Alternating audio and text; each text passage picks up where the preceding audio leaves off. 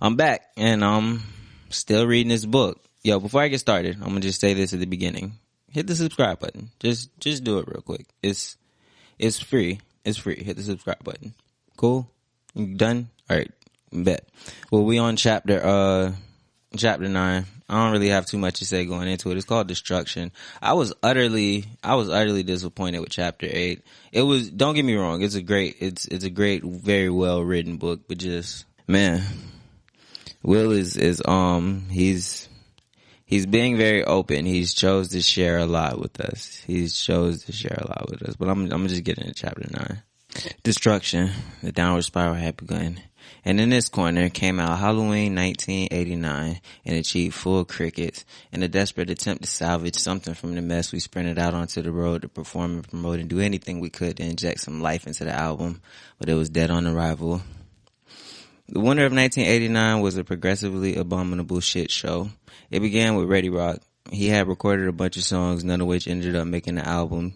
He was one of the best beatboxers there ever was, and in our live shows, he definitely got some of the biggest cheers. But hip-hop was changing. Beatboxers were becoming less central to the art form. He felt disrespected and disregarded. As a result, our disagreements became division. Division became open conflict until Reddy and I were damn near at war. Clay started showing up late for everything. Flights, sound checks, meetings. He'd sleep all day and be in a stank mood all night. Throughout our tour, our arguments escalated in both frequency and intensity. In his mind, he and Jeff were the main attractions and they were carrying me. Me and Jeff are the only talented ones around here. The rest of y'all, just riding our coattails, Clay shouted during one of our innumerable collisions. It all came to a head one night in Kansas City. During our show, we would introduce Ready Rock at about the halfway point. He'd come out. Me and him had a 15-minute routine before he'd go off, and me and Jeff would close the show. He had a grand entrance. I'd be rapping, and in my verse, I'd shout, "Ready Rock C, give Jeff a hand." I'd dramatically point to the side. The spotlight would come on, and he'd do a helicopter sound effect with his mouth that shocked the hell out of the crowd. He could open and close his hand around the microphone, shifting the frequency to give the illusion of a helicopter passing from left to right. The crowd loved it. But this night I shouted, I pointed, the spotlight pan, but there was no Ready Rock. Jeff just kept the beat going, and after another 4 bars I said it again. "Ready Rock C, give Jeff a hand." Clay didn't come out. Without missing a beat, Jeff launched into the next track and we continued to show as if nothing had happened. It is unbelievably painful for me as I write for this chapter because those conflicts and misunderstandings had such simple solutions. Yet in our immaturity demanded that we had to suffer excruciating consequences in order to learn the most basic lessons of human relating. It's so obvious to me today how hurtful it must have been for Clay to go from being my best friend and my creative right hand to someone who was increasingly being excluded and alienated and asked by photographers to step out of the pictures. And what's worse, we never even talked about it. But that night, we were 2 young Rams. After our set, I went raging back, said, "Where the fuck is Clay?" I screamed, blasting to the dressing room, and there he is sitting in my chair, sunglasses on, calmly eating a bag of Doritos. "Man, where the hell were you at?" Clay didn't respond. He just sat there crunching. "Why you ain't come out?" I roared. He continued crunching. After a few seconds, he swallowed and said, "I just didn't feel like performing tonight." I was shocked and incensed, but I said nothing. We stared at each other. Each second, our new reality was hardening. In my heart, he had about 10 seconds before the concrete set. 9, 8, 7, 6. Crunch, crunch, stare. 5, 4, 3. Crunch, stare. 2. "Alright, cool," I said as I turned and walked out. I never called for Ready Rock again. Next night, Jeff and I altered the set. Clay was standing at the side of the stage. The part of the show came where he usually be called out. We skipped over it and went to the next song. Same thing in Dallas, same thing in Houston, same thing in San Antonio. We stopped speaking. Clay started riding on the other group's buses, and when he rode with us, he stayed in the back. One day near the end of the tour, we heard a strange sound coming from his bunk. Click, clack, snap. Click, clack, snap. Charlie Mack's bunk was directly above Clay's. Charlie, irritated by the sound, leaned out of his bunk to investigate. He opened the curtain to Clay's bunk. "Yo, man, what the hell are you doing?" Charlie screamed, jumping down from his bunk. Clay was cleaning a semi-automatic Uzi submachine gun. He didn't have any bullets, but he was practicing chambering around and pulling the trigger. Click, clack, snap. Click, clack, snap. Gone was my high school friend. The easy laugh, the excitement of battling on the street corners around Overbrook, the joy of stumbling onto a new sound. Left in his place was a person I no longer recognized. In my entire life, few things have been more painful than watching someone I love self-destruct. Daddy used to say, "You can stop homicide, but you can't stop suicide." Ready Rock was making good money, doing what he loved. He was performing in front of thousands of people and seeing the world. He had a crew of friends who would die for him. Yet, there was some blind or broken part of him that, for some reason, couldn't perceive the full scope of the opportunity stretched out before him. He had made his way out into the abundant part of the Great River, only to scratch and claw his way back into the desert. Throughout my career, I've seen the pattern over and over again. I have given hundreds of jobs to people, many of whom have ultimately cracked and crumbled under the pressure of the possibilities. As the great Negro poet Charlie Mack once put it, pressure bust pipes, homie. We all have to contend with the natural processes of destruction. Everything is impermanent. Your body's going to get old. Your best friend is going to graduate and move to another city. That tree you used to climb in front of Stacey Brooks' house is going to crash down in the storm. Your parents are going to die. Everything changes. It rises, it falls. Nothing and no one is immune to the entropy of the universe. That is why self-destruction is such a terrible crime. It's hard enough as it is. We go back to Philly. Ready Rock grabbed his bag. I grabbed mine. There was no goodbyes, no eye contact. I watched him walk off down Woodcrest. He never looked back, even once. Reading him talking about Ready Rock, I don't know if this is inappropriate. That's how I feel like about Will right now. Like, I feel like the same way how he's looking at Ready Rock, just like self-destruct. And I feel like the same thing that he saw. You feel me? When he seen Ready Rock cleaning the gun, that's what I saw when I saw Will Smith on the Red Table Talk. Like, having casual conversation with his current wife about the affair that she had not too long ago. And I don't know.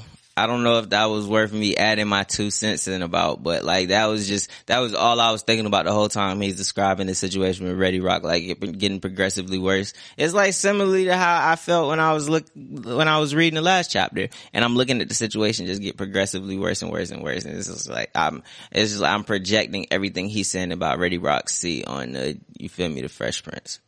Because of my childhood experiences with Daddy-O's destructive streak, I've always had a very low tolerance when I recognize similar energies within people around me. The funny thing is, it's always crystal clear to me when I perceive them in others, but I'm blind as a bat to those same energies within myself. Maybe I was, you feel me? Maybe I was onto something. The first and only real single from the third album was called I Think I Could Beat Mike Tyson. That was a fun song. That's probably of all the Will Smith songs that I do know, the one that I enjoy the least. I've often used Mike's invincibility at the time as a metaphor to explain the distinction between natural destruction and self-destruction.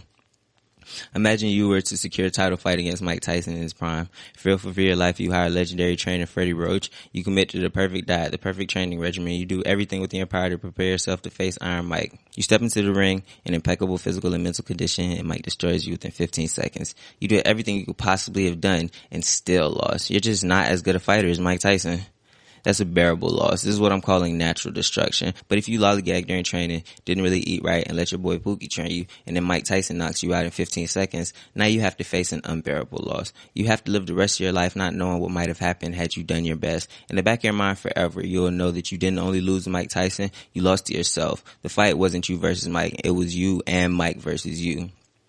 That's how I feel about ending this corner. The music business is fickle. Some records work, some don't. Sometimes there's a track that you think is going to be a hit, and no one feels it. Then the ones you weren't even thinking about become a monster. That's the natural way, the inevitable ebb and flow of the universe. But if you just piss away 300,000 on rum punch and chicken fingers, and your father has to fly in and drag your ass home, and then you throw together a bunch of tracks in your best friend's mother's basement, you're manifesting an unfair fight. It's 2 against 1. It's you and the universe versus you. It's respectable to lose to the universe. It's a tragedy to lose to yourself.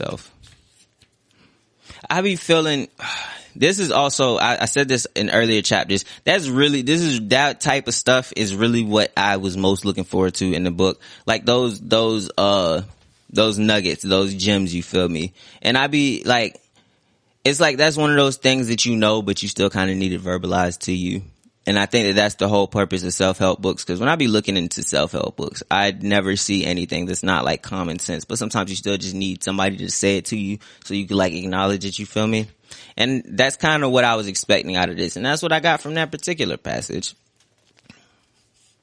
But anyway. And then this corner flopped hard. We were coming off of 3 million records sold, triple platinum sales, and the first ever Grammy Award in rap. Expectations and investments were very high, and we crashed and burned. We knew the album was a swing and a miss, but it didn't become real until we went on tour again. The crowds were thinner, people weren't as hyped to see us, they were no longer singing my lyrics back to me, and our performance fees were cut almost 70%. We made it okay in our minds by thinking it was promotion, but in retrospect, I could feel the impending onslaught, but I couldn't figure out what to do or how to stop it, and I certainly didn't think it was was going to get as bad as it did. By this time, Melly and I were living in that dreadful, demilitarized zone between the bliss-filled old days of romance and hopeful possibilities and the fast-approaching, inescapable days of resentment, rage, and destruction, trapped in that awful, quiet lovelessness where two people coexist in the same house but rarely in the same room, where the air is filled with apathetic words, not yet dripped into vitriol but purposely devoid of kindness, the unique hell where you know it's done but it's not over yet. I think that was odded. I think that was worded odd. What I'm observing and what he's speaking on in his past relationships is that I'm feeling like there's a lot that goes unsaid. You feel me? Like, I think that Will approaches a lot of his relationships without feeling like he necessarily deserves to speak candidly.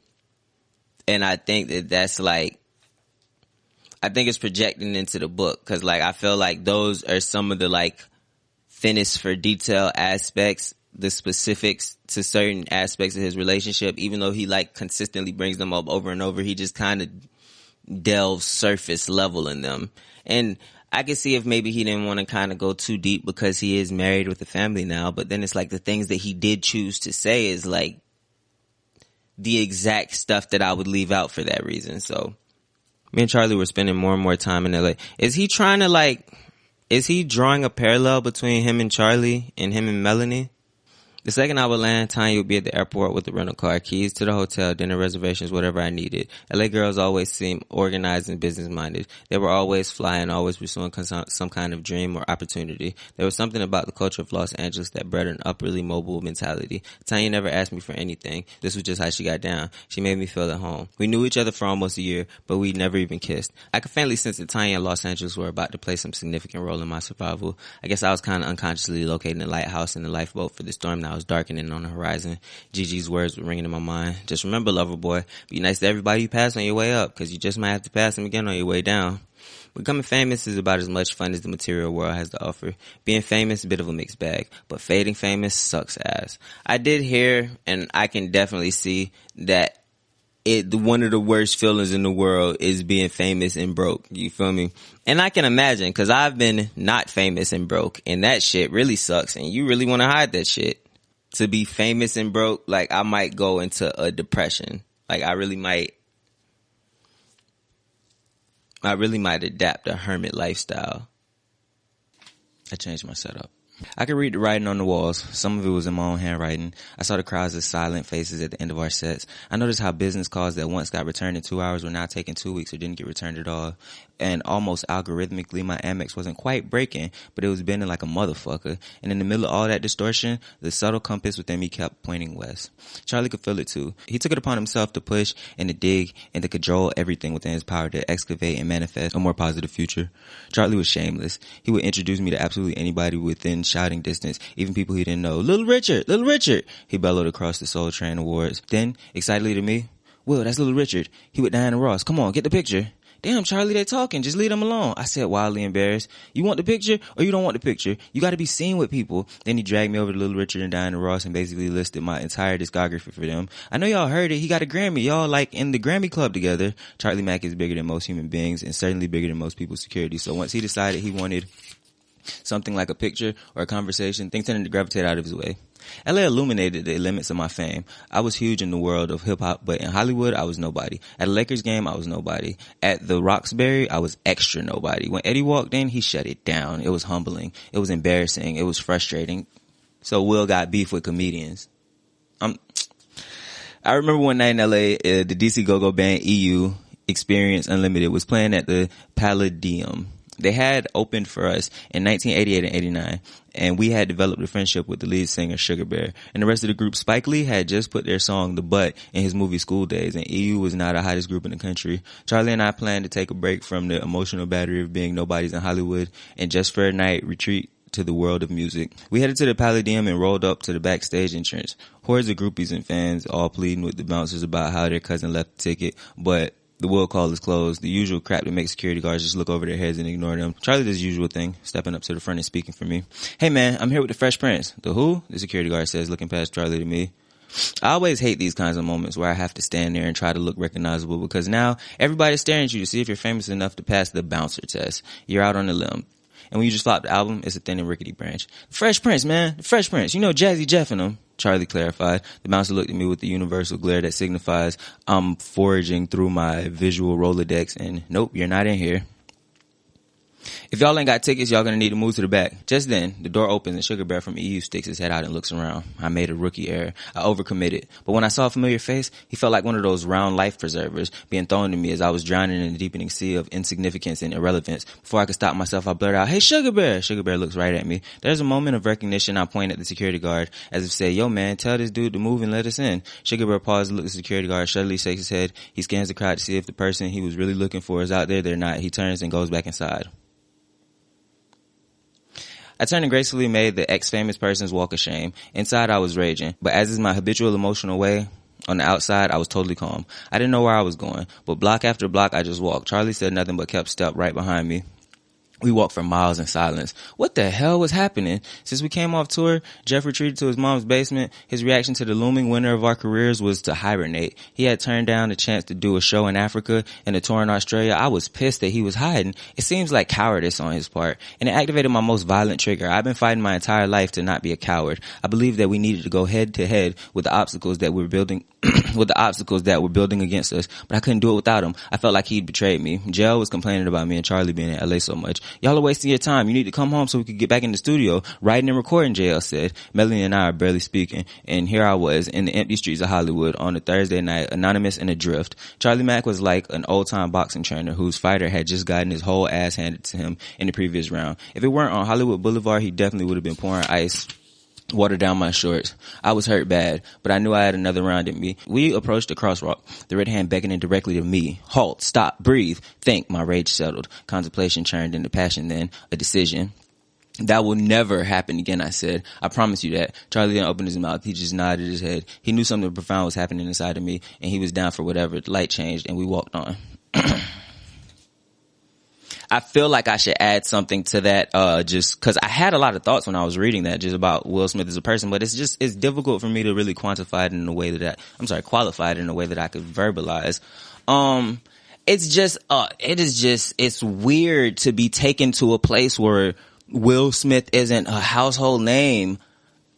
Like, and I didn't expect for him to call out EU. I'm pretty sure that song that he was talking about is doing, but I didn't expect him to call out the lead singer like that. Like, that was kind of messed up what he did. Like, every time I hear that song, I'm gonna think about that specific moment and be like, bro, you not real. Like, if we really come down to it, if I was Buddy, I'd have been like, bro, you could have left that out your book. Cause there's probably a lot of people like me, like, Will is massively more relevant than this person now. You can't just be calling me out in 2021 for something I did in 1989, 1988. You feel me? Like, you got people not liking me now.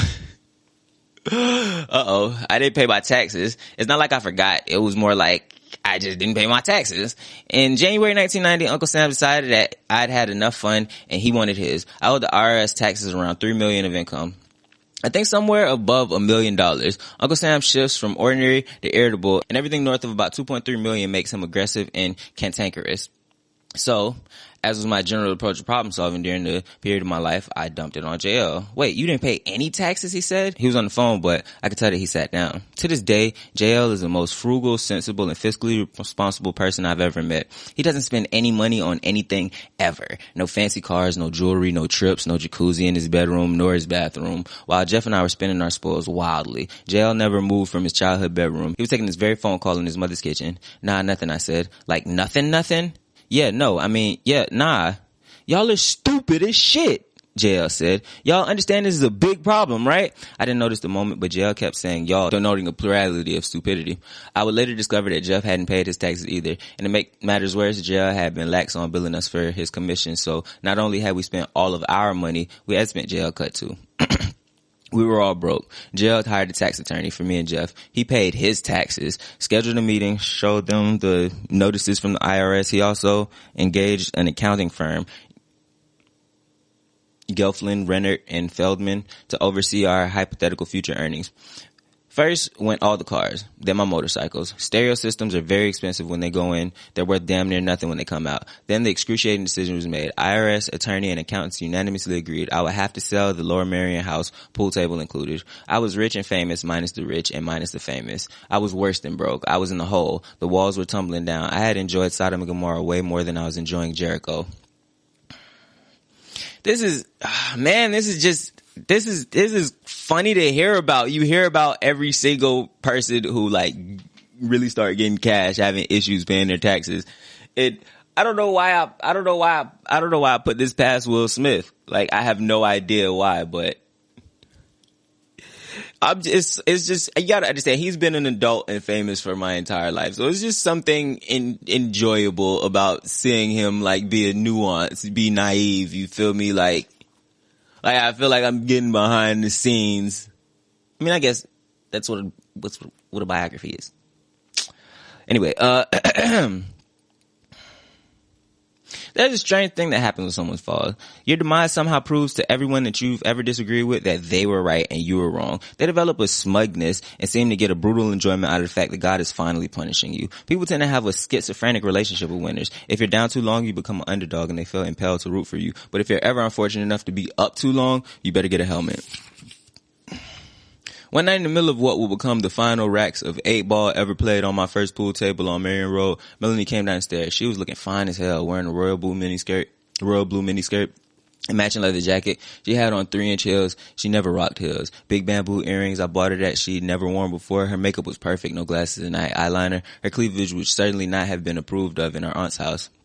So why did she think it would be approved of in mine? She pranced through the gauntlet of me, Charlie, Ben, Bucky, and a couple more of my JBM boys. Everybody looked, but nobody made a sound. The JBM had a code. They were always respectful of each other's women. Where you going? I asked, as I missed the early 11 ball in the side. Out, Melanie said.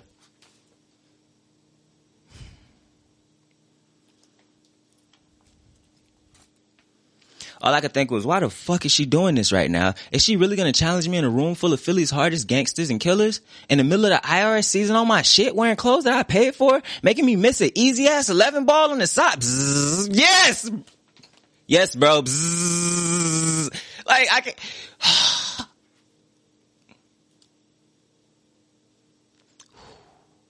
I just hit the woosah hand. Y'all couldn't see it, but let me come on. I'm not emotionally in a place right now. They kind of in my bad side. Y'all already know. I kind of turn up every time he mentions Melanie because, bro. He said, I knew that wouldn't have been approved of in her aunt's house. What made her think that it would be approved of in mine? Like, he set a precedent. He had her convinced that me saying, where are you going? Out is a feasible response, and then you could still come home to my house that I brought you to after you was getting piped out by a light-skinned guy with pretty eyes. I hate those type of people. And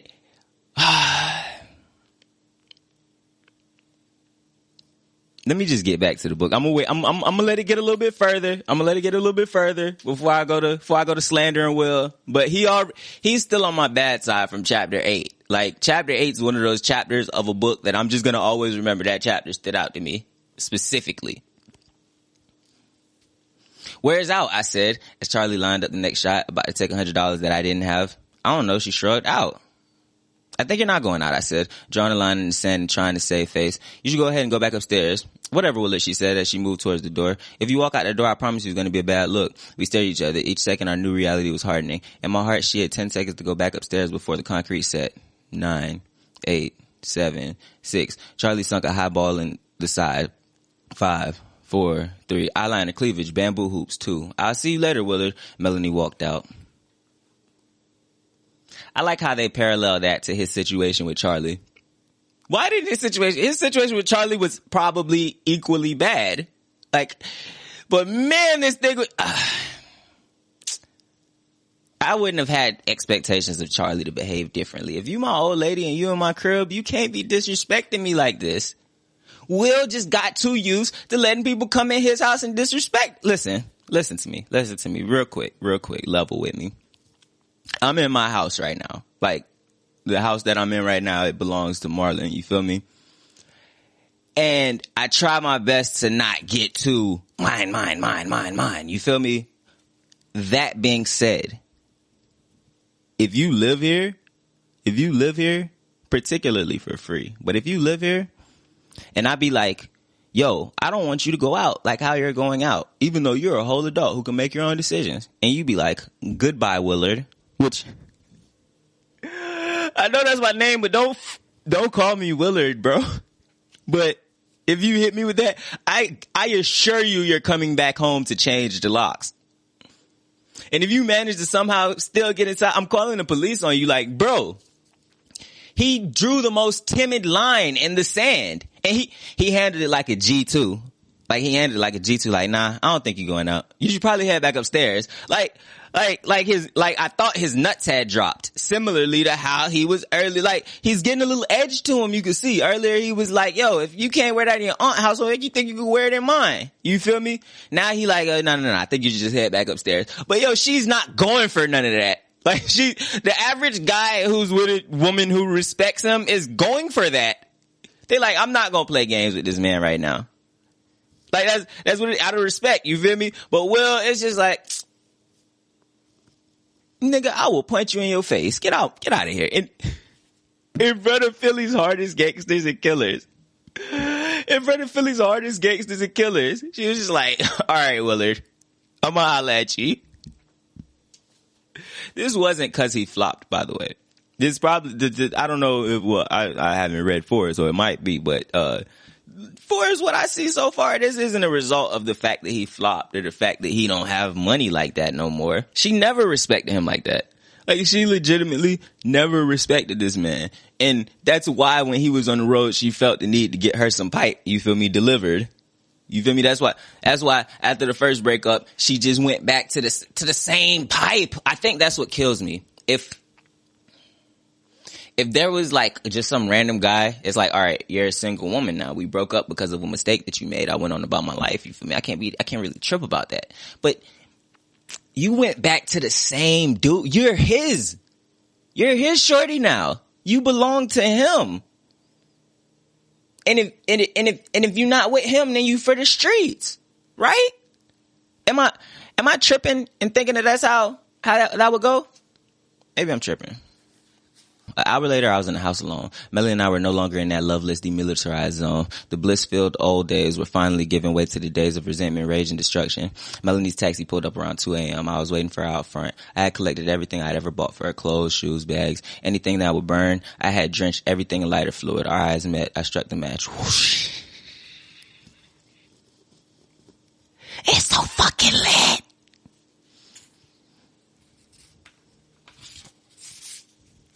As I write this chapter, I have never seen or spoken to Melanie.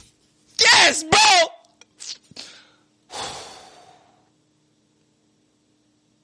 That's all I wanted to hear, bro.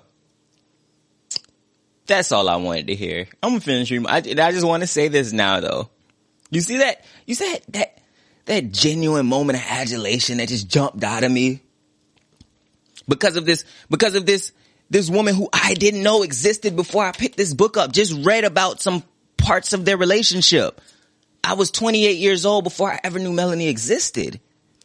And you see the adulation that jumped out of me when he was like, yo, I haven't spoke to Shorty ever again since I burned everything I ever bought from her at 2:00 in the morning when she tried me in front of everybody. Imagine if Will broke up with Jada. I have been so adamant about this that his entire career would be remedied instantly. Like, at the exact moment where the news drops, Will and Jada get a divorce. However much money it costs him, it'll be recouped instantly by his career being back on track and him being the Fresh Prince. And I still think with everything that's come out, as much as she's publicized stuff, if he really wanted to get into a dirty legal battle, I don't think it would be good for his family, but I think it'd be good for his pocketbook, because I just don't see him not being able to get a discount on that. But just like, I say that to say, like, bro, look at how excited I just got when he was like, whoosh, I burnt all her stuff and never spoke to her again. Jada did the same thing to you, bro. Where's this energy at now? I take back 42% of everything that I just said. I stand by most of it. I take back about 42% of what I just said.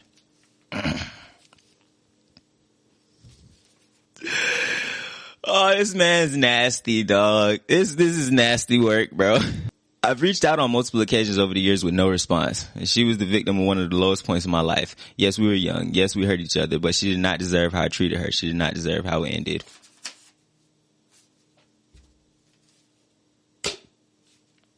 This goes back to what I said before. You feel me? Where it's like, he thinks we're even just because we both did something without considering what we did. So let's break it down and see what we did. She disrespected you in front of all of your friends in your house for no reason. She knows the tumultuous history I have. So for her to put on the hoochie mama look and decide she's going to go out without saying and then pop, like, come on, bro. She got piped out that night.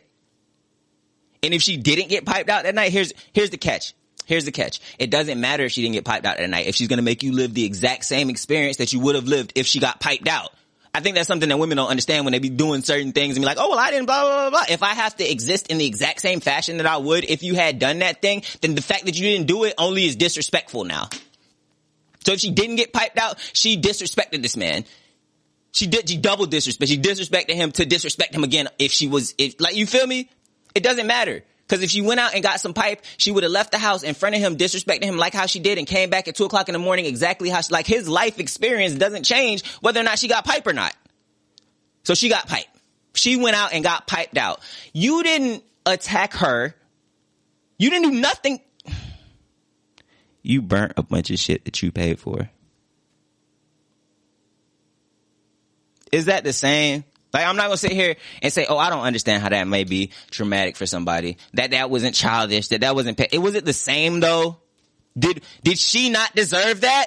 I think that's what maybe she didn't deserve how I hurt her at one of the lowest points of my life. I've been trying to reach out, but she won't talk to me. Like,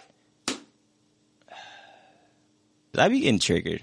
A couple of things that bother me. First of all, bro, you got to grow from these experiences. And the thing that you're telling you're sharing all of these past experiences with us, yet your current state implies that you haven't grown or learned from these things. And I think that's why they're so frustrating. Like, if I was reading this book and it was Denzel Washington's book, but I was reading these exact same stories, I wouldn't be looking at it in the same light because Denzel Washington isn't still consistently getting publicly embarrassed by his shorty. You feel me? And it's like every single time he gets to an aspect of telling his come up story that doesn't involve any of the women that he dealt with, I be real into it. When he be talking about the hip hop stuff, I just stopped earlier to say that, yo, this is a cool, naive perspective of the Fresh Prince. And I'm guessing that this part adds to that naive experience, except for the fact that you haven't learned from this. Like, I assume Will Smith pays his taxes now. You feel me? I assume that whoever Will Smith's manager is, he's getting his cut and stuff. Like, I assume Jazzy Jeff pays his taxes now. But Will, you are still getting cucked. And that's why that part's frustrating. And it's just his response to it. His response to it is like now that I'm reading it, it explains. I'm sitting here looking at a Jackson's poster on my wall. I just realized I need to learn how to look at the camera lens. I be looking at everything except for the camera lens. But what the fuck was I even saying? He learned from everything else. He learned from everything else. Now that I'm looking at his like response to these, cause this is some young guy stuff. Like, I be tripping on it cause I'm thinking about it from the perspective of me being as old as I am, or from Will Smith, or even anybody being an actual functioning adult who has mad life experiences. But the reality of the situation is, this is understandable. The problem is when I read it happening to you 30 years ago, and then you turn that around to behaving in the same fashion 30 years later, and that being your downfall.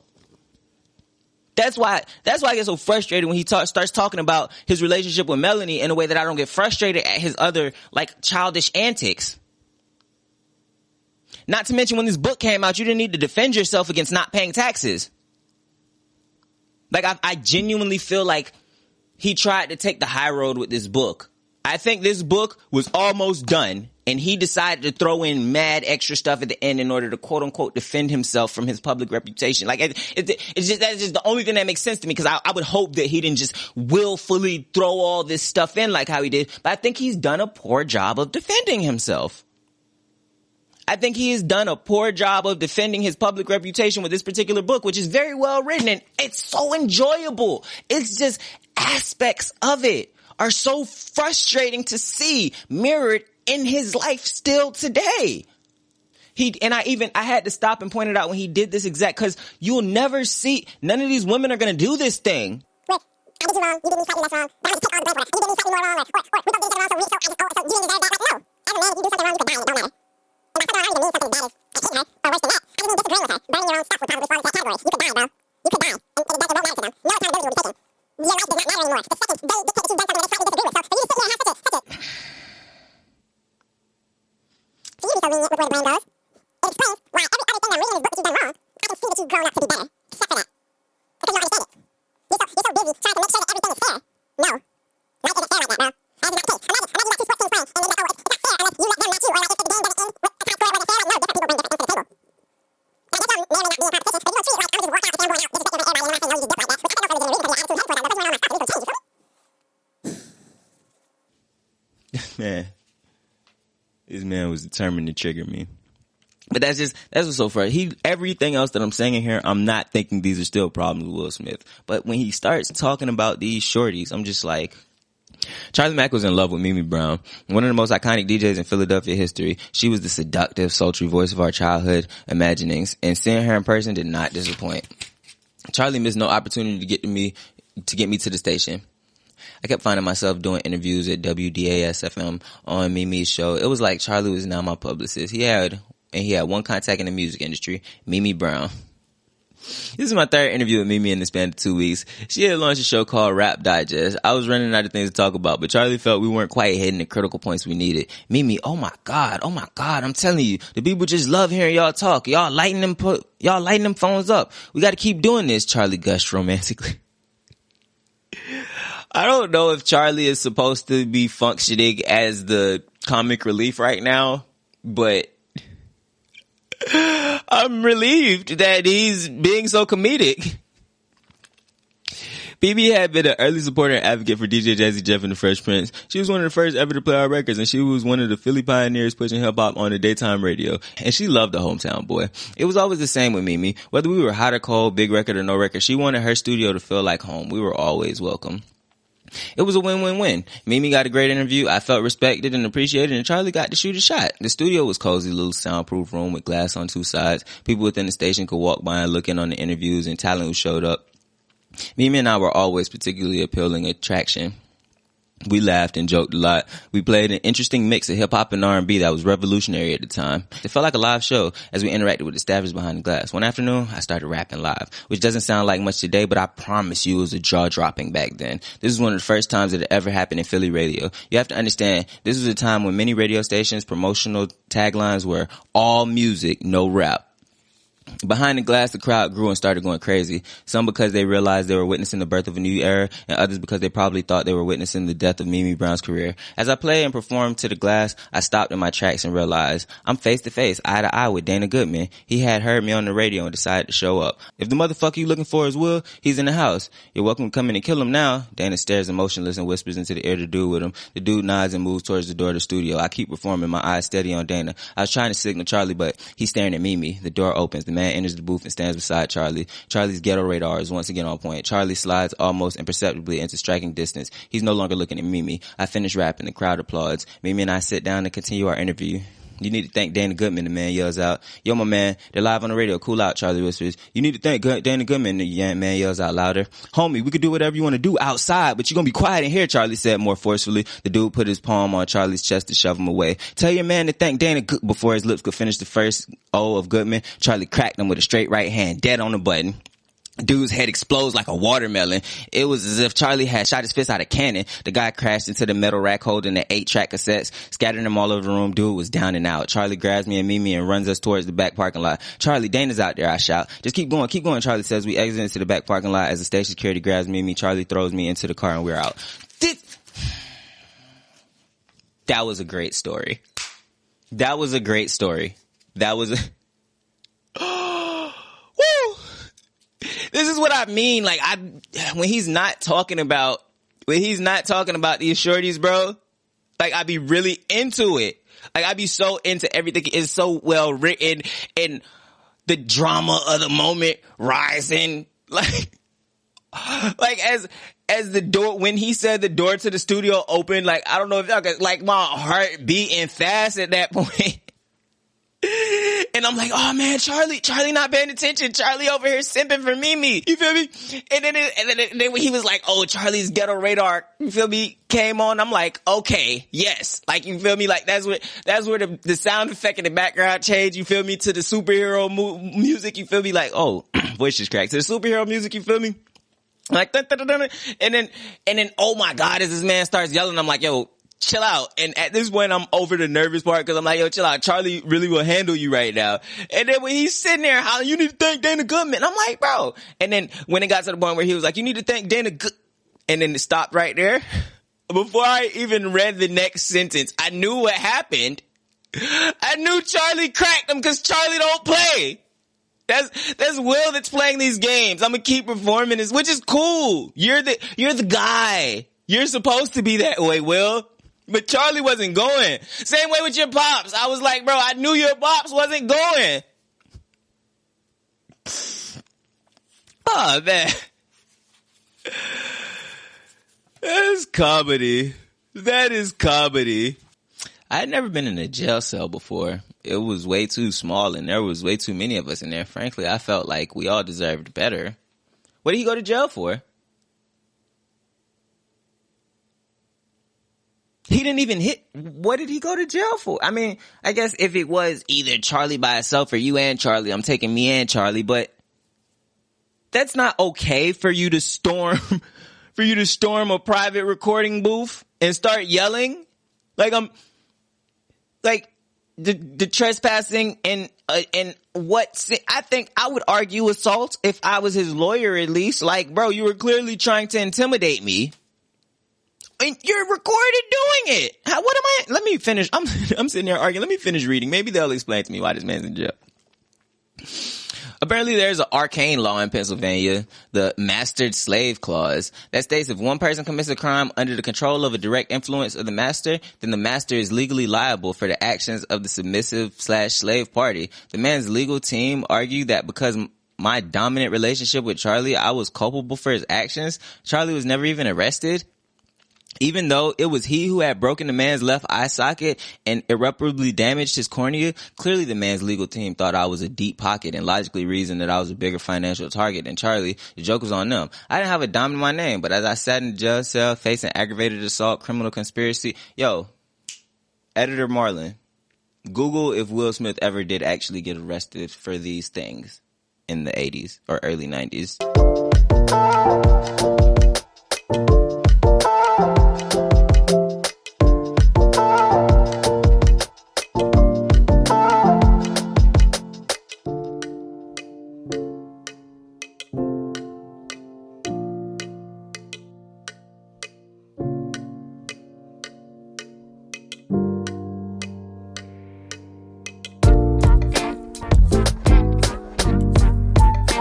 Facing aggravated assault, criminal conspiracy, simple assault, and reckless endangerment charges for a punch I hadn't even thrown, I finally understood the term I had heard many times before, rock bottom. I was literally lying on a cold stone floor. Everything I had, everything I built, the woman I loved was gone. Like, bro, those should not be three entities that you put together. Like, the first two were literally... I need to stop being so bitter. That's what it is. I gotta stop being bitter.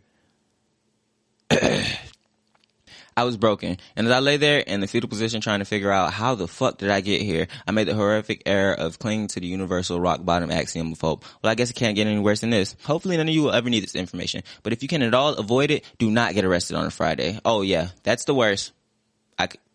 Don't get arrested on a Friday. I was released on Monday morning. No one gets out on the weekends. I went straight to Woodcrest to see my mom. I hadn't spoke to her. I was sure she'd be a mess. The crazy thing is, when I saw the police car in front of the Woodcrest, it never even crossed my mind that they were there because of me. One of my childhood friends, Lil Reggie, had recently become a cop. He had the kind of heart that everybody wanted in a police officer. Reggie was the man in the neighborhood. My mom loved him and everybody respected him. When I walked in, my mom and Reggie were sitting at the kitchen table. She hugged me. Bzzz, damn it, my shot collar. What the hell Reggie been saying to my mom? I gave Reggie a pound. We hugged and caught up a bit. He had heard about everything that happened with Charlie and my weekend in jail. I want you to know that I got your back, Reggie said. Bzzz, for sure, Reggie. I know that, I replied. I'm going to ask you a couple of questions. I need you to keep it 100 with me. Bzzz, do you happen to know?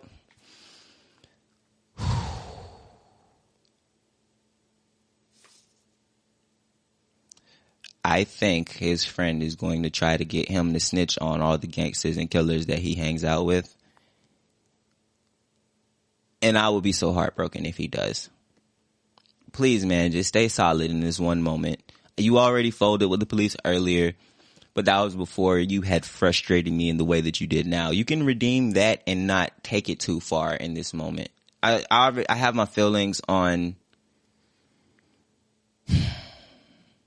One of my childhood friends became a police officer, and I come home and he's chilling at the kitchen table with my mom. I'm gonna be like, hey, can you leave? Like, if you don't have a warrant to be inside of this house, can you leave? Like, that's how I feel about it. You feel me? So that's a side note, but it's like, oh man, Will, don't let me down right now, please. Please, Willard, don't let me down right now. You will really hurt my feelings, bro. If you think being irresponsible with women turns me up, bro, Will, please don't let me down right now. He listed 4 names. All 4 were guys from JBM. Guys I had been gambling with and not taking cars from for the past 2 years. My heart jumped into my throat and I felt like I had swallowed it back into my chest. I might know him. Why? Willard, do you know them or not? Mom blurted, cutting through all the bullshit. Look, Reggie said, I'm here to help. You know what they do, right? What they're into? I nodded. Will, you got a good thing going with your music. Those guys are bad. They're being watched by the FBI and the feds are about to shut it all down. Word is that they have photos of them coming in and out of your house. If you drive in their cars and traveling with them, do you know it's a crime to give and take money from them? I couldn't breathe. That's not true. See, those little lies and stuff that they siphon in there, he's not involved in any way into their criminal organization. You feel me? He employs people. He's very clean right now, and I'm not saying that necessarily makes him not culpable of any damages associated with what they do, but all I'm saying is the way that he's approaching this is as if Will is in a worse situation than he's in, and that's how these police officers do, and that's why you can't trust them. You could have grown up with one your entire life. And if you're watching this and you feel differently than me, I swear to God, I don't care. I swear on everything, I don't care. If your dad's a police officer, your aunt's a police officer, good for you. I hate them. Like, I don't believe a word that comes out of their mouth. I think they're disgusting lying pigs. Point blank period. And if that offends you, like,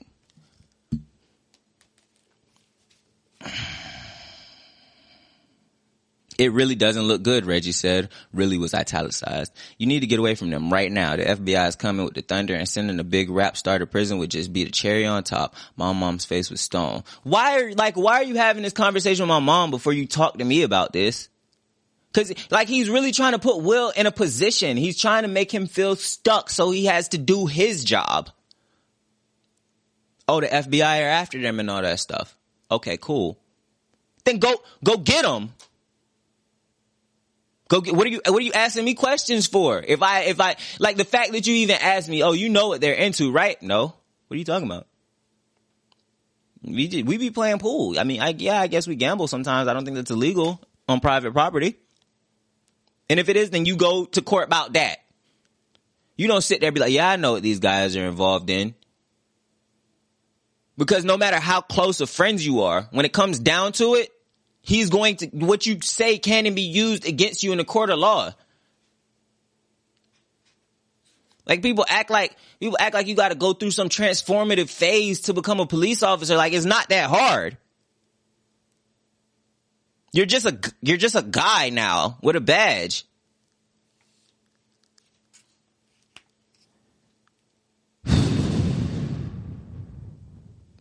My mom's face was stone, but the volcano inside was churning and boiling. This is exactly why I needed to take my dumb ass to college. You didn't get involved in any of this stuff they did, right? I can't help you if you don't tell the truth. You clean, right? Yeah, totally. We just played pool and partied. I said, all right, but you need to lay low for a minute. Maybe get out of Philly. It's about to get ugly. Just if he leaves it there, I'm good. If it's just like, yo, bro, I'm just letting you know you got to get out of Philly. Cool. I called Tanya and asked if I could stay with her for a little while. She was ecstatic. The problem was I couldn't afford a plane ticket, and my Amex was finally broken. Literally, I decided I needed to take a chance. I called Bucky. We met in Fairmount Park, near the plateau. I pulled up behind his black 325i and jumped into the passenger seat. I loved this car. He had an Alpine CD changer that held 12 CDs. When I got mine, I could only afford the 6 changer. I told him everything. The feds were circling, that I was moving to LA and that he should leave too. He kind of chuckled, laid his head on the headrest like he knew he had been living on a runaway roller coaster that had always been predestined to come to a fiery end. He closed his eyes. We sat in silence. It was about 6 p.m. There was a flight to LA in 2 hours. I hated that I had to interrupt and ask for money. Hey, Buck, I need to hold something to get out of LA. Get out to LA, I said quietly. What you going to do in LA, Buck asked, not even opening his eyes. I don't know for sure. I just love it out there. There's a chick out there I'm feeling. Our album crashed, so I might try acting. You could definitely do that acting shit, he said, smiling as he seemed to replay some of my funniest highlights. You the dumbest nigga I know for sure. He was laughing out loud now. How much you need, Buck asked. Nothing heavy. I need to get out there, get an apartment, be able to move around a little bit. Alright, I got 10 G's here. You need more than that, you can run to the spot. Nah, that's straight. Buck had a secret compartment under the driver's seat floor mat. He grabbed the 10 G's and reached into the back seat, took a tasty cake, butterscotch crimpet out of a brown paper bag and stuffed the cash into it. He handed it to me, but when I grabbed it, he wouldn't let go. He looked straight into my eyes. You know you're not better than me, right? He said. Of course, Buck, I know that. I said, somewhat confused. I'm just like you. We the same. He got quiet for a moment. Then he said, I could do all the shit you do. I just fucked up. We just born in different spots. Yeah, that's real, I said. Bucky let go of the money. Just do right, man, he said. No doubt, Buck. I'm gonna get this back to you quick. He chuckled again, as if somehow he knew he would never need it. When I get on my feet, you should roll out to L.A. Bucky chuckled the same knowing chuckle. Sure, man, I'll do that. He gave me £1. I made my flight. 3 days later, Bucky was dead.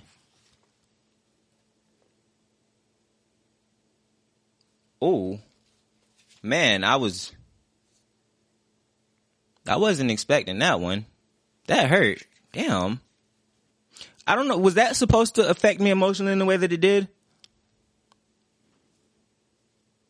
I liked the Bucky, I guess, but I didn't really see myself as like rooting for Bucky. I mean, nobody wants to see a person die anyway, but it's, oh man, I think the moment, it was just in the moment, I was ornery. Is that the right word? I'm gonna Google it. Of what he was saying for is like, you know, you're not better than me, right? But like, not necessarily in a matter of fact type of way, like, oh, I'm giving you this money, like I'm holding it over your head, but just like, you just found out all this stuff about the FBI about me and I could see how you're really panicking. So I'm just more so informing you, like, I looked at it less of him upping himself up and more calming Will down. And then the way he ended it, it just, and then it was literally the idea of Bucky dying didn't appear until the last 6 words. Like I just wasn't expecting that. 3 days later, Bucky was dead. Before that, I had no idea that it was even heading in that direction. Like,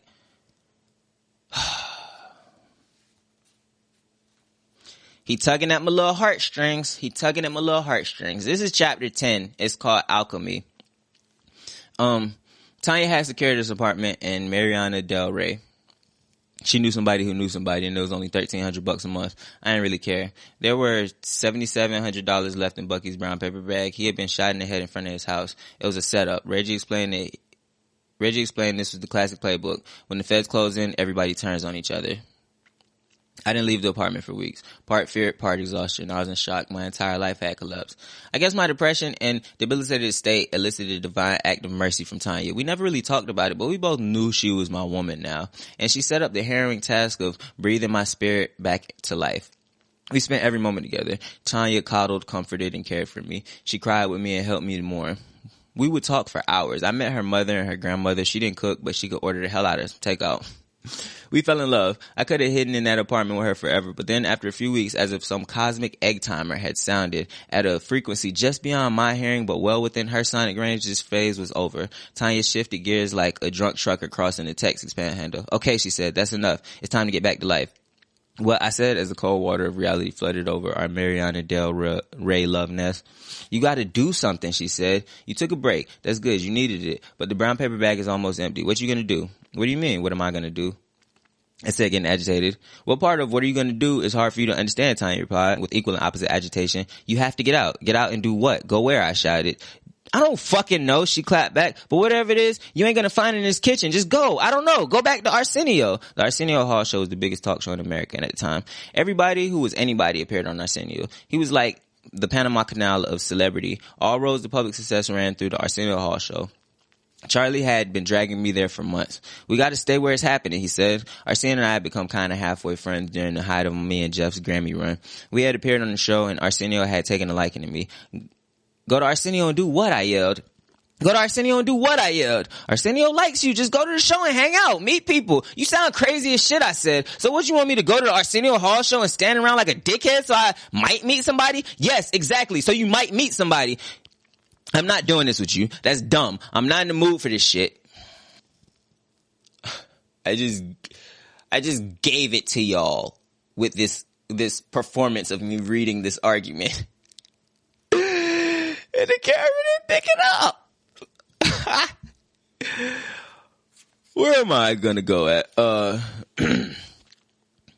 Get out and do what? Go where? I shouted. I don't fucking know, she clapped back. But whatever it is, you ain't gonna find it in this kitchen. Just go. I don't know. Go back to Arsenio. The Arsenio Hall show was the biggest show in America at the time. Everybody who was anybody appeared on Arsenio. He was like the Panama Canal of celebrity. All roads to public success ran through the Arsenio Hall show. Charlie had been dragging me there for months. We gotta stay there. Oh, he wasn't yelling. We gotta stay where it's happening, he said. Arsenio and I had become kind of halfway good friends during the height of me and Jeff's Grammy run. We had appeared on the show, and Arsenio had taken a liking to me. Go to Arsenio and do what? I yelled. Arsenio likes you. Just go to the show and hang out. Meet people. You sound crazy as shit, I said. So you want me to go to the Arsenio Hall show and stand around like a dickhead so I might meet somebody? Yes, exactly. So you might meet somebody. I'm not doing this with you. That's dumb, and I'm not in the mood for this shit. I look at this differently. Right? We can see this disagreement that he's having with a woman to be very, very different than the prior problems that he was having, as well as we can't mirror it to his life now, right? Because I think this is the tough love that you need. I don't know if you thought that it was tough love that Melanie's giving you or Jada or something. Like, no. First, she earned the trust to believe that I'm not just trying to tell you, I'm not trying to just be dominant over you. I'm not trying to just get you to making money. So no, I helped you. I helped you in the moment where you needed sugar, and now you need some vinegar. And I'm staying consistent. You feel me? I'm not just falling into place wherever I fall into place to benefit in whatever way I'm going to benefit. Like that's different, right? Right? That's different, right? That's different, right? Cause that's what you need, really. Like, yeah, man, shit's hot. I need to be in LA for a little while. Things are serious. Okay, come out to LA. I got you. We gonna whatever. We gonna hide out for a little while. You feel me? Cause women aren't unnecessary. Not every woman is a problem. It's just, it seems to be the ones associated with Will. Like, I don't know. I got triggered earlier in chapter 9, and then chapter 9 ended kind of tugging at my heartstrings a little bit, so I'm not all the way emotionally balanced again from what I had just got through reading. So that's why I'm still a little, you know what I'm saying? If you can feel it, because I feel it in myself that I'm kind of, you feel me? But it's just emotions, hormones, I guess. Maybe not hormones, because my hormones I don't think are fluctuating, but definitely, I'm having a hard time adjusting my emotions currently.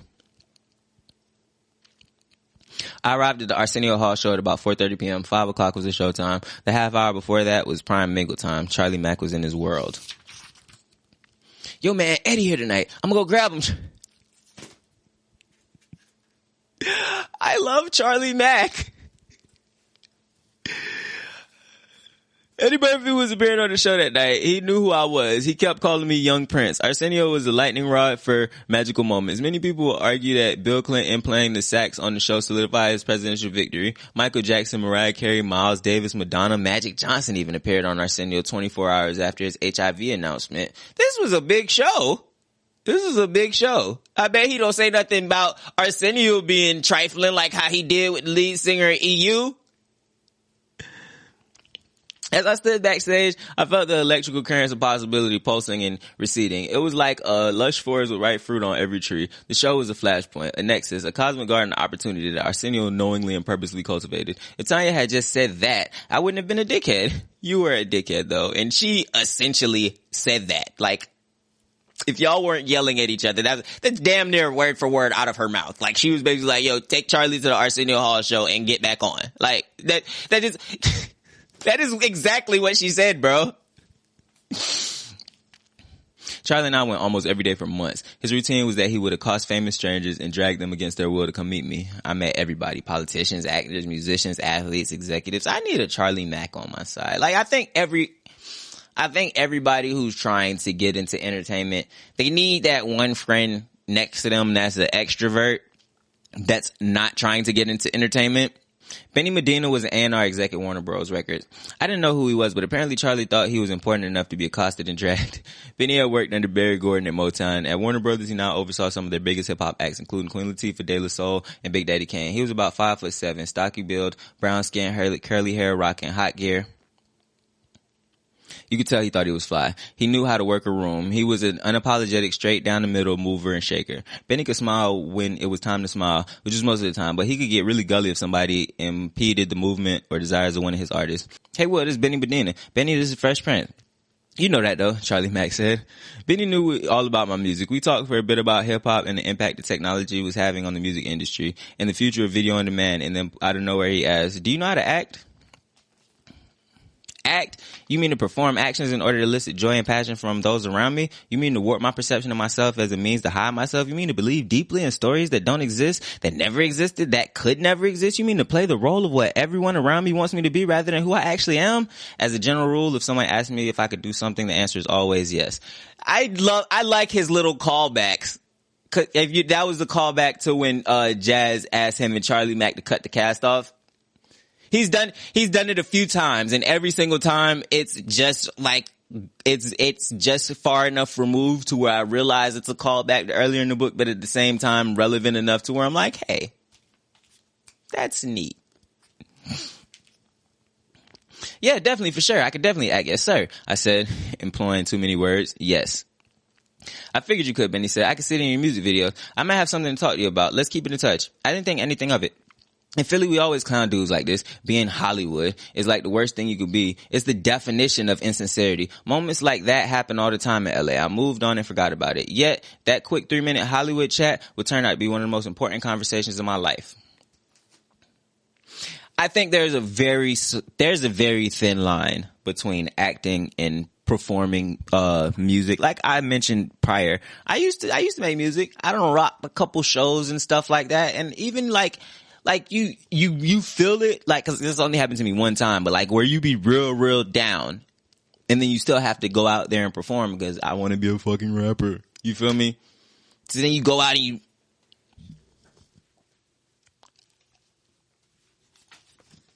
all that stuff. And then you cry afterwards in the back. It is just, a lot of it is the way that he described acting when he was saying, oh, you mean this, that, and the third, when the guy asked him if he could act. That is essentially what performing music is too. And I think that's why I'm trying to, I don't really want to transition into acting. I've been writing a short film and, working on a few different, you feel me, film projects that I'm going to be posting on here. So if you see this and then you happen to give a damn, stick around, hit the like button, subscribe. You might see something interesting. I've been working on it for like 4 or 5 months now. I'm just saying. I'm about to do a channel update video after this. I'll go more into depth. But hit the subscribe button. You feel me? Go on this journey with me. Like things are about to get exciting. Things are about to get exciting.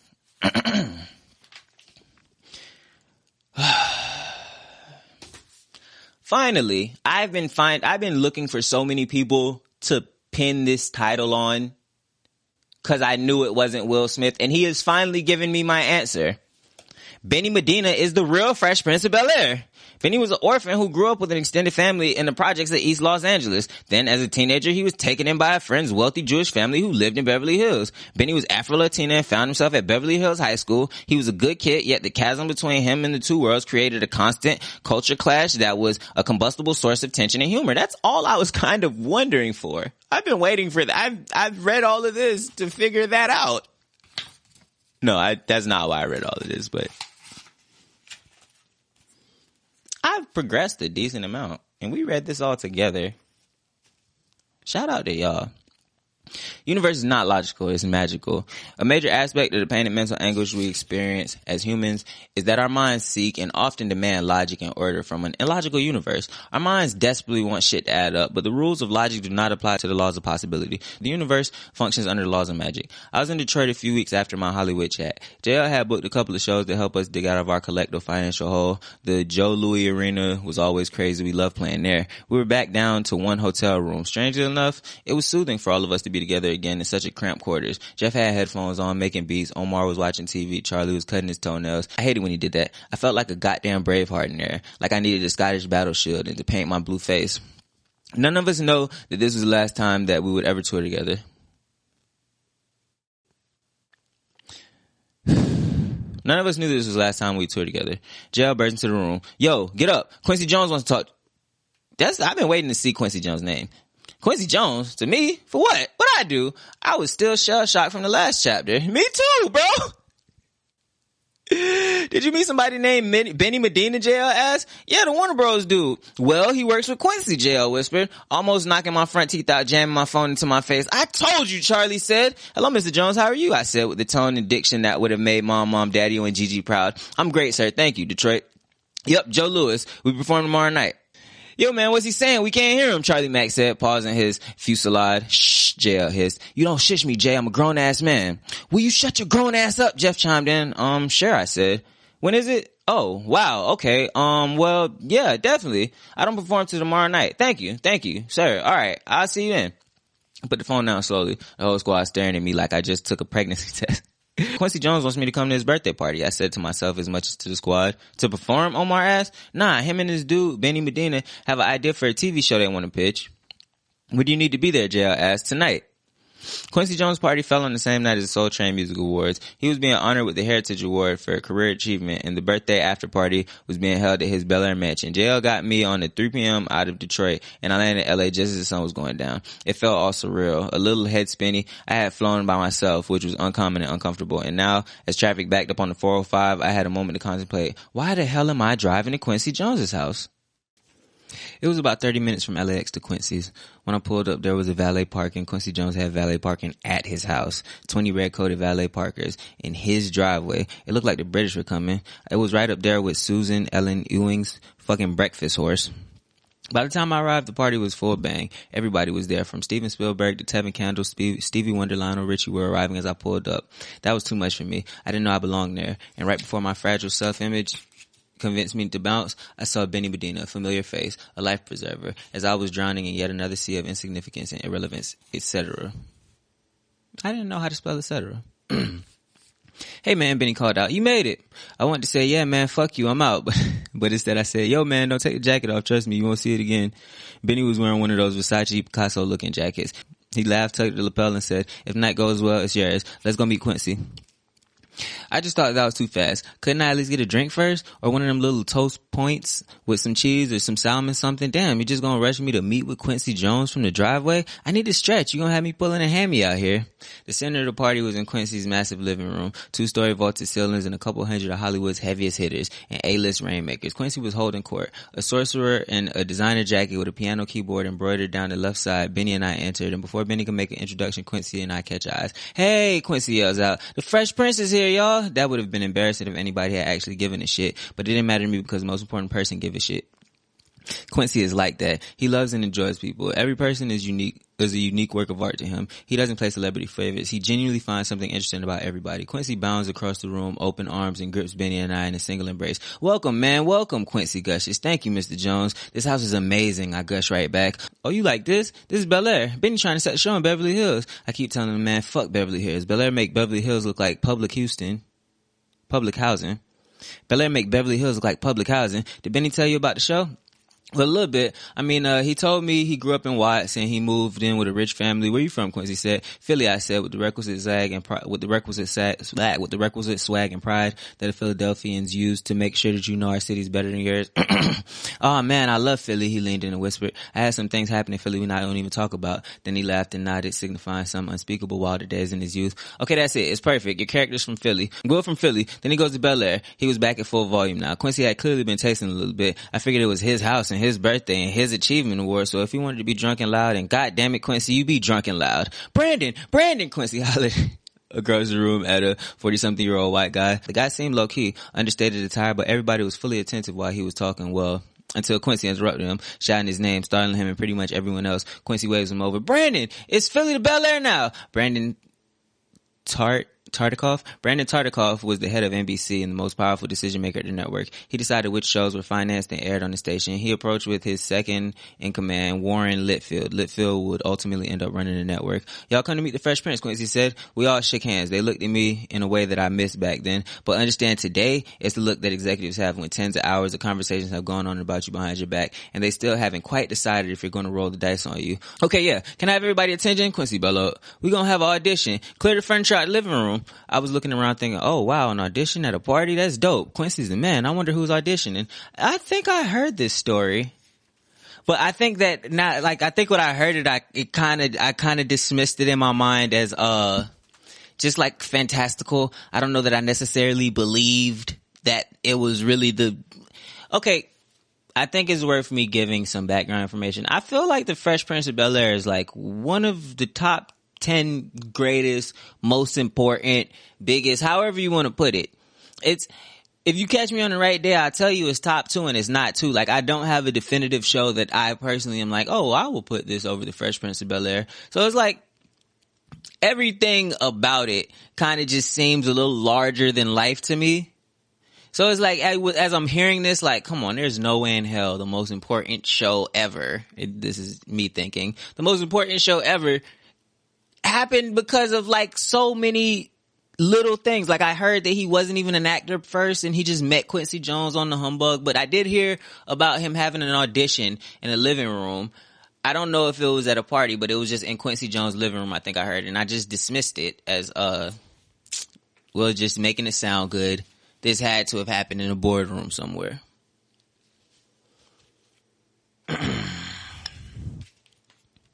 Get Will a copy of the Morris Day script, the one we were working on, Quincy said. At first, slowly and then painfully, I remember that my name was Will. My father had given it to me, and since he wasn't here and nobody else was moving, reality took hold. Quincy Jones was asking me to do an impromptu audition in front of some of the biggest icons present and past in all entertainment, not to mention the top brass at the National Broadcasting Company, home to the Cosby Show, Cheers, The Golden Girls, L.A. Law, and Seinfeld. My knees buckled. Couches were being moved, and someone handed me a script. I grabbed Quincy's arm, probably a little harder than what was respectful. Quincy, no, wait, I can't do this now, I whispered in his ear. Quincy looked at me with an unflinching tipsy joy. Y'all keep setting it up, he ordered the room.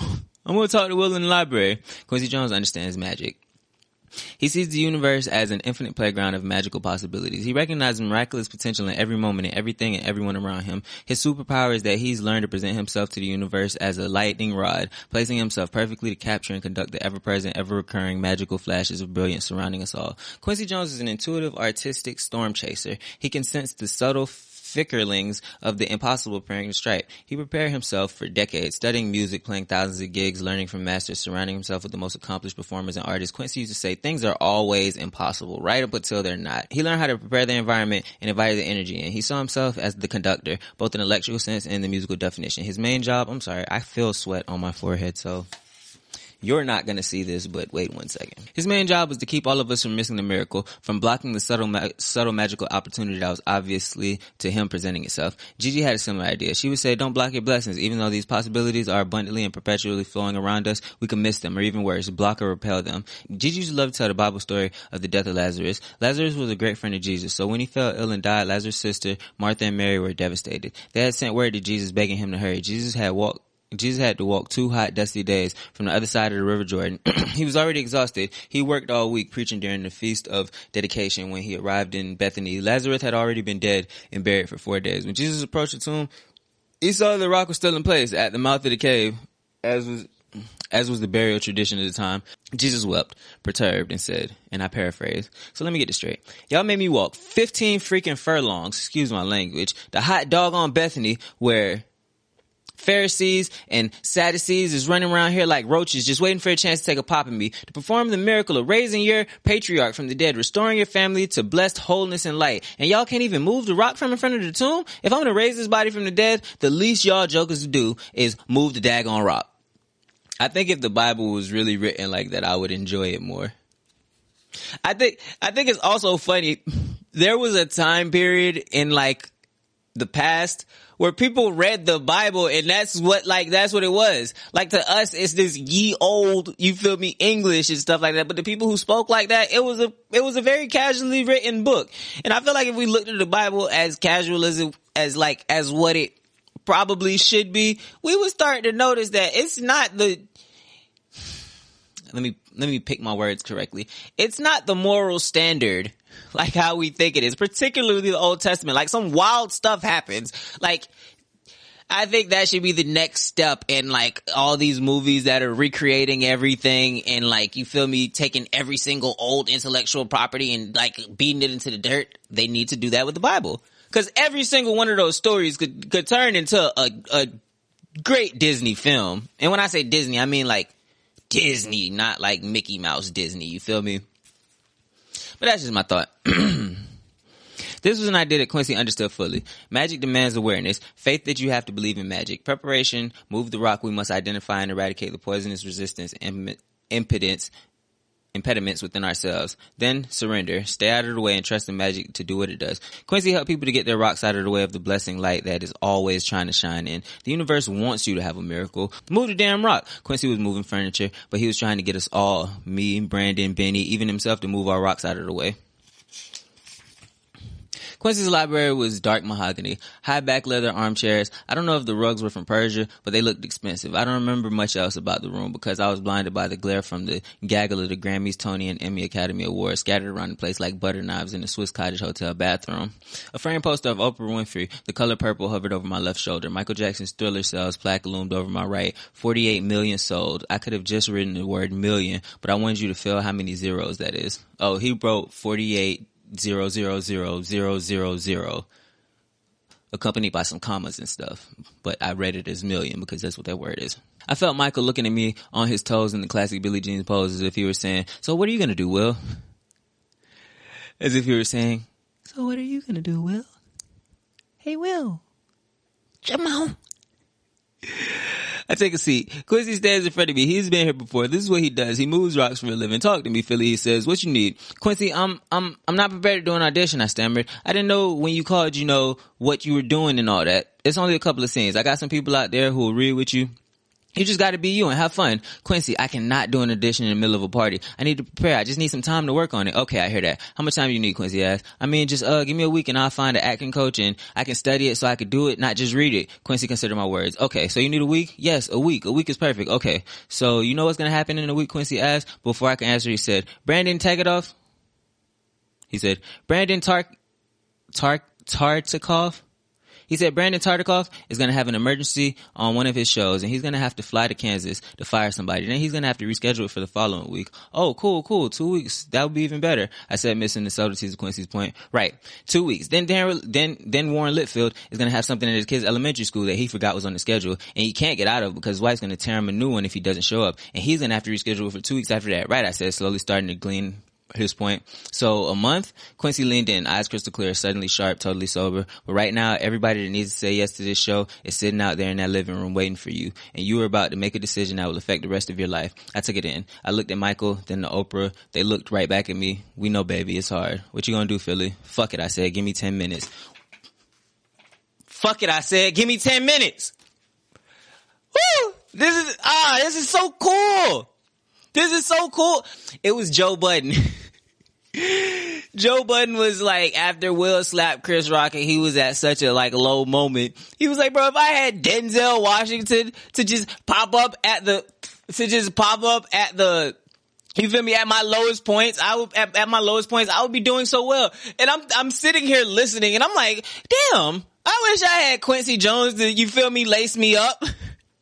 Like that's, like it is wild. Will Smith's influences, and it's like, I think what's so crazy to me that I'm noticing is he is one of them. Like I'm saying all of these names, these Michael Jacksons, Oprah Winfrey's and stuff like that who were them then when he wasn't, but he's them now. You feel me? But it's like, I'm feeling him name dropping. You feel me? Like I feel like he's name dropping, not like, yeah, for clout. Like I feel like I'm getting that same impression from him that he probably had in the moment as opposed to probably how he feels now. And it's funny because it makes sense now that you were in the room with them, but it's like the perspective. And then this is just written so well. I mean, he had to give the best to Quincy Jones, and he is like, I like Quincy. I mean, I pretty much always like Quincy. I've seen some interviews, but I'm talking about like as a character in this book. Like it's, oh man, he got me. When he's like, so a week? And then he broke it down like that. Like, I said, slowly starting to glean his point. So a month? Quincy leaned in, eyes crystal clear, suddenly sharp, totally sober. He was like, check this out, bro. Everybody's here right now. You gotta either drop your nuts or else you're gonna be somebody that didn't drop their nuts. So what you gonna do? And then Will, yes, bro. I swear when women aren't involved, I just be cheering this man on. Fuck it. Give me 10 minutes. I didn't need to yell like that, but they got me hyped, bro. They got me hyped. Fuck it. Give me 10 minutes. Fuck it. Sorry. I'm sweating too goddamn much, and I'm positive. I be having to turn off the AC in this room because it's not very sound treated, and my microphone's not. It's not really built for me to have an AC running in the background while I'm recording. So, yeah.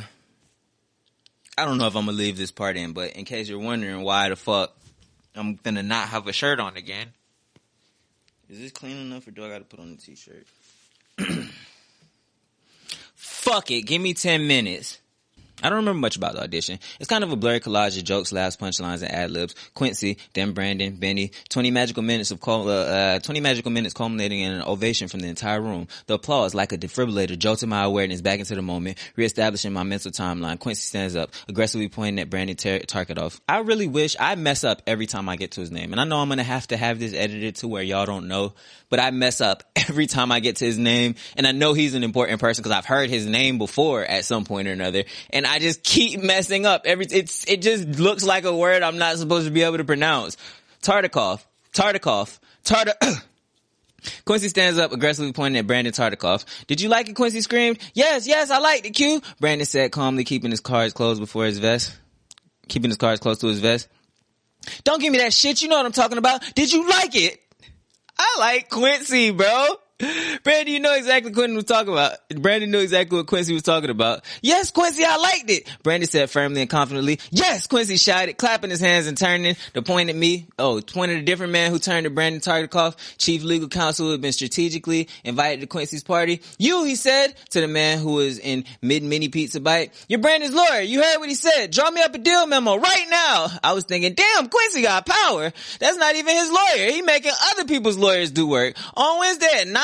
At night? At a party? The lawyer looked at Brandon. Brandon attempted to chime in. Quincy, listen, no parallels through analysis.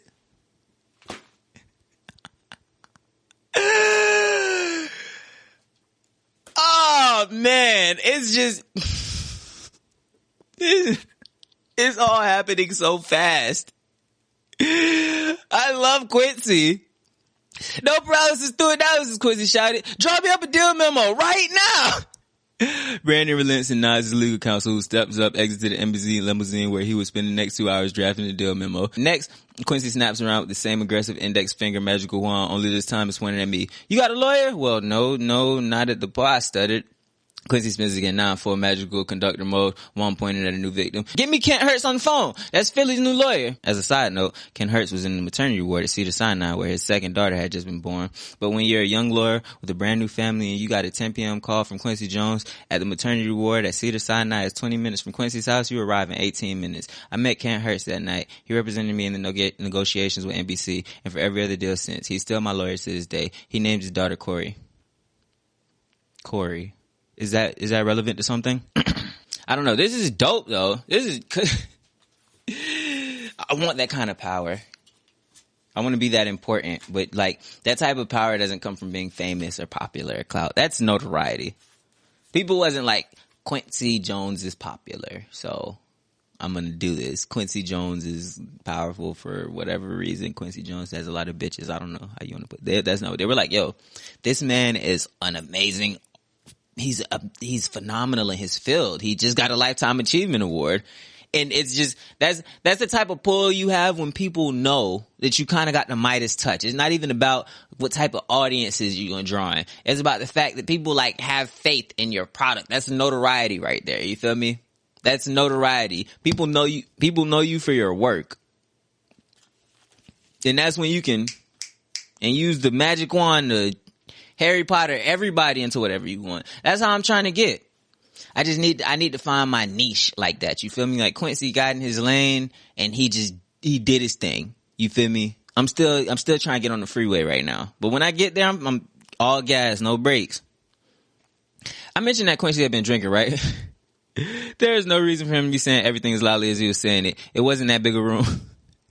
You can all hear him perfectly well, but maybe he knew he wasn't speaking to our ears. He was bellowing to reach the caverns behind the rock, simultaneously conjuring the welcoming magic of the universe. I guess he wanted to be loud enough to make sure that the miracle didn't miss the house. No paralysis through analysis! Quincy shouted again and again. He would intune this mantra nearly 50 times over the next 2 hours. It was the answer to every question. It was a response to every stutter. It was a solution to every legal problem. Until 2 hours later, when Quincy Jones, Brandon Tartikoff, Benny Medina, and Will Smith entered into an agreement to shoot the pilot for a television show tentatively titled The Fresh Prince of Bel-Air. Like, I'm really getting chills right now. Now, this is a story all about how my life got flipped, turned upside down, and I'd like to take a minute, just sit right there. I'll tell you how I became the prince of a town called Bel-Air. 6 weeks earlier, I had been curled up in a ball in Marina Del Rey. Lost, depressed, and terrified. And just like that, the universe had given me a new family. James Avery, Janet Herbert Witten, Alfonso Ribeiro, Tatiana Ali, Karen Parsons, Joseph Marcel, James Avery, Uncle Phil, 6'4", 320 pounds, Shakespearean actor, new father figure, demanded the highest commitment in my craft. You're not a rapper, you're an actor, so act like it. I spent the greatest part of my next 6 years seeking his approval. Janet Herbert Witten, the first Aunt Viv, triple threat, singer, dancer, actress, elite on all levels, starred in Cats on Broadway, the conscience of the show, fought tirelessly to maintain a dignified portrayal of the African Americans on The Fresh Prince of Bel-Air. In hindsight, the show suffered after she left.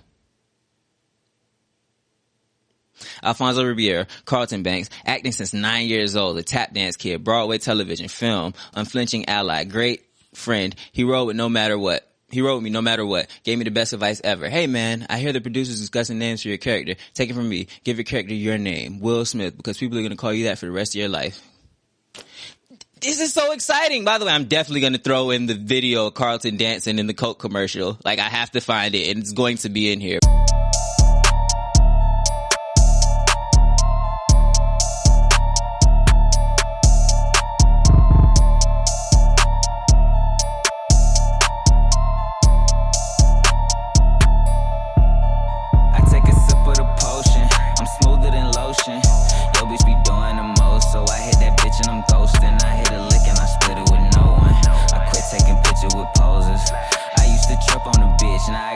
On my pole, I'm giving it different emotions, different occasion.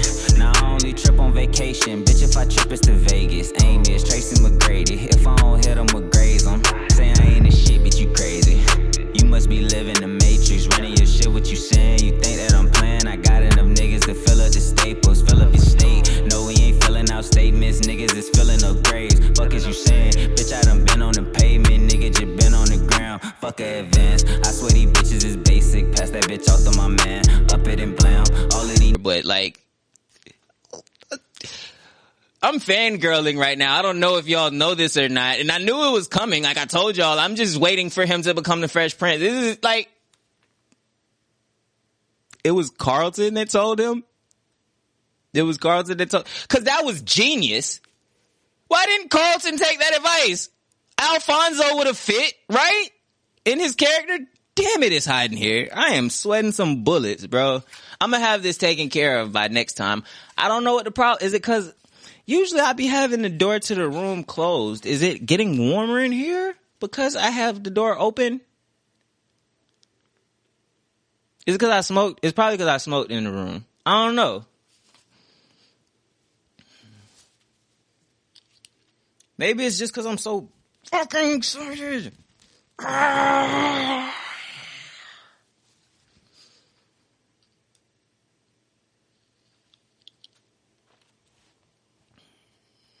I need to read more books by Mark Manson. Because this couldn't have just been Will Smith by himself that is captivating me like this. Tatiana Ali, Ashley Banks, 11 years old and still had more experience than me. So she was 11 when the show started, playing a 9-year-old, as opposed to being 15, playing a 13-year-old or something like that. That's besides the point. I still had more experience than me. Singer, dancer, actress, Sesame Street, Star Search, Eddie Murphy's Raw. That's the only place where I had seen her, to be honest. Eddie Murphy Raw. Performing with Samuel L. Jackson would spend her teenage years on set, ultimately educating herself to Harvard University. One of the most disciplined people I've ever met. Karen Parsons, Hillary Banks, the least experienced next to me. Beat out a slew of Hollywood big hitters to win a role. Was smart enough to tell me hell no when I tried to explain that we were not really cousins, so it'd be fine if we dated. I swear it won't mess up our working relationship. She knew better than that. Good call, KP. Shh. You better than me. Cause she'd have Jada spot. I'd have stayed on that. Bro, oh my.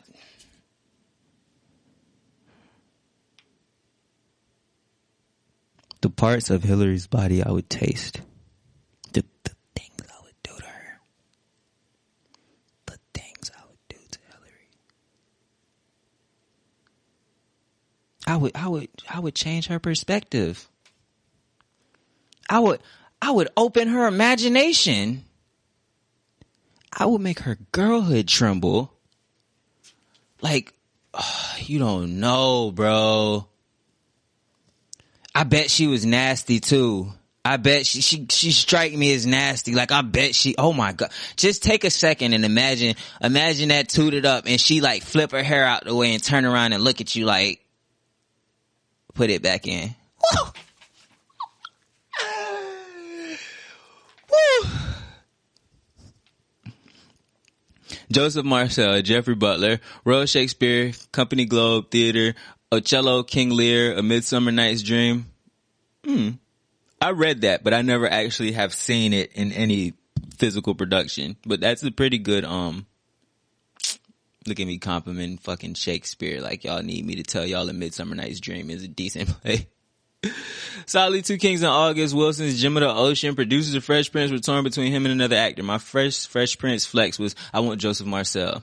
My first Fresh Prince flex was, I want Joseph Marcel. This is just so, I guess they would have had to have met somehow. They would have had to have introduced themselves at some point. Why am I getting so giddy just reading him talking about what needed to happen in order to produce forward with the show? In Hollywood terms, the conception, casting, writing, deal-making, set design, shooting, and airing of The Fresh Prince of Bel-Air hovered on the border of the miraculous. Shows don't happen this fast. Everything went perfectly. Quincy's party had been on March 14, 1990. The writing, auditions, final casting, and deal-making were completed by the end of April. Staffing, set designs, wardrobe, etc. We were completed, and we were shooting the pilot in mid-May. 2 months? The show was edited and tested in late July. We were promoted in August and it aired on September 10th, 1990. Jesus. There was no paralysis through analysis, and I loved it. I found my thing. The world of acting unleashed all the artistic impulses within me. It was the first external canvas that felt big enough to hold the landscapes of my imagination. My musical expression always felt narrow and constrained by the limits of my skills and talents. Making music felt like living in a great neighborhood, whereas acting felt like being set free in an infinite universe. As an actor, I get to be anybody, go anywhere and do anything. World champion, boxer, fighter, pilot, tennis coach, galaxy defender, cop, lawyer, businessman, doctor, lover, preacher, genie. I would even get to be a fish. Acting encompasses all things that I am: storyteller, performer, comedian, musician, teacher. Don't get me wrong, I really like making music, but I love acting. I want to be an actor, kind of. I want to be more on the like writing side. Director would be cool. I'm gonna make like I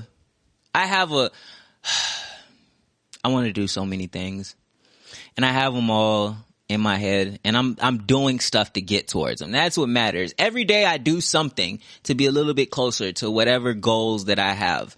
And one of them is I would like to jump into that world. You know what I'm saying? Experience that level of art, of you feel me, artistic expression. I've done other stuff. Life is long. Life is long. You got to do something with all that time. My mom was an avid reader. Her every free moment was spent between the pages of everything from Edgar Allan Poe to Agatha Christie to Toni Morrison to Stephen King to Maya Angelou to Sherlock Holmes and Sidney Poitier's autobiography. I might read that. She would often talk about a book that spoke to her soul, or she just couldn't put it down. It had penetrated her and transformed her way of seeing or being, but I had never experienced that. I was well into my 20s before I actually read an entire book cover to cover. It's a lot of y'all out there like that, and all I'm gonna say is I see you. The Alchemist, a novel by Brazilian author Paulo Coelho,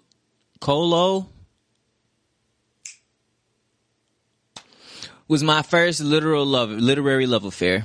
Was my first literary love affair. The book spoke to my soul, and I just couldn't put it down. It penetrated me and transformed my way of seeing and being. The Alchemist is the journey of a young Andalusian and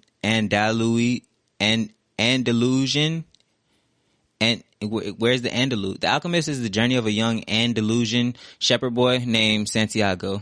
He has a recurring dream of hidden treasure buried at the pyramids of Giza in Egypt. The dream beckons him so profoundly that he sells his entire flock, gives up his life in southern Spain, and sets out to follow the whispers of his art to Egypt to pursue what Paulo Coelho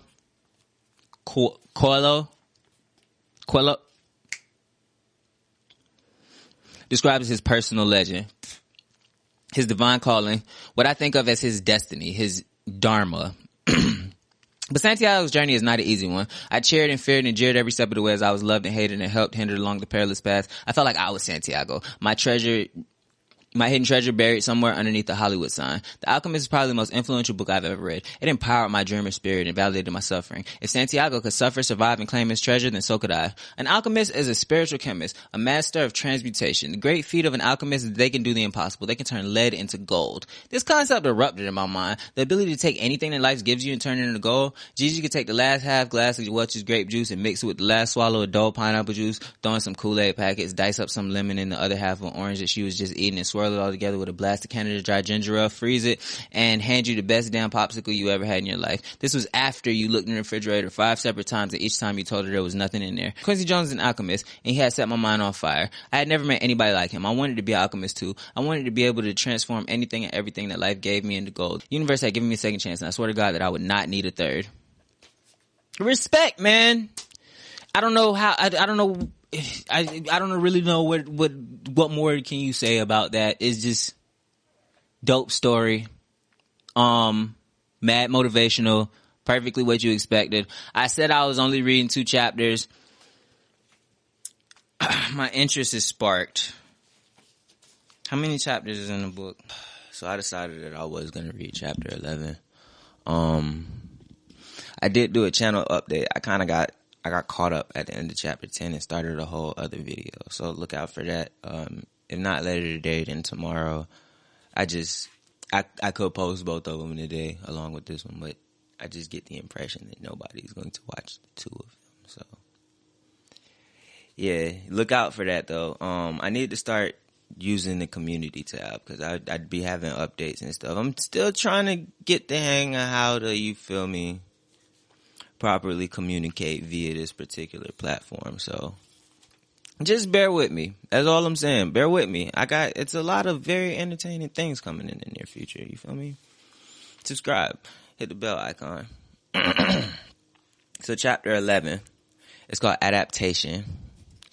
JL refused to come to LA. The whole TV thing was disconcerting to him. It was all happening too fast. It was out of left field and outside his expertise. I'd been to Quincy Jones' birthday party, and the next day I had a TV show. There was no plan, no strategy, and we were all sitting trying to recover from the catastrophic financial and creative collapse of DJ Jazzy Jeff and the Fresh Prince. And now I wanted JL to pick up everything and move to Los Angeles because Quincy Jones is an alchemist.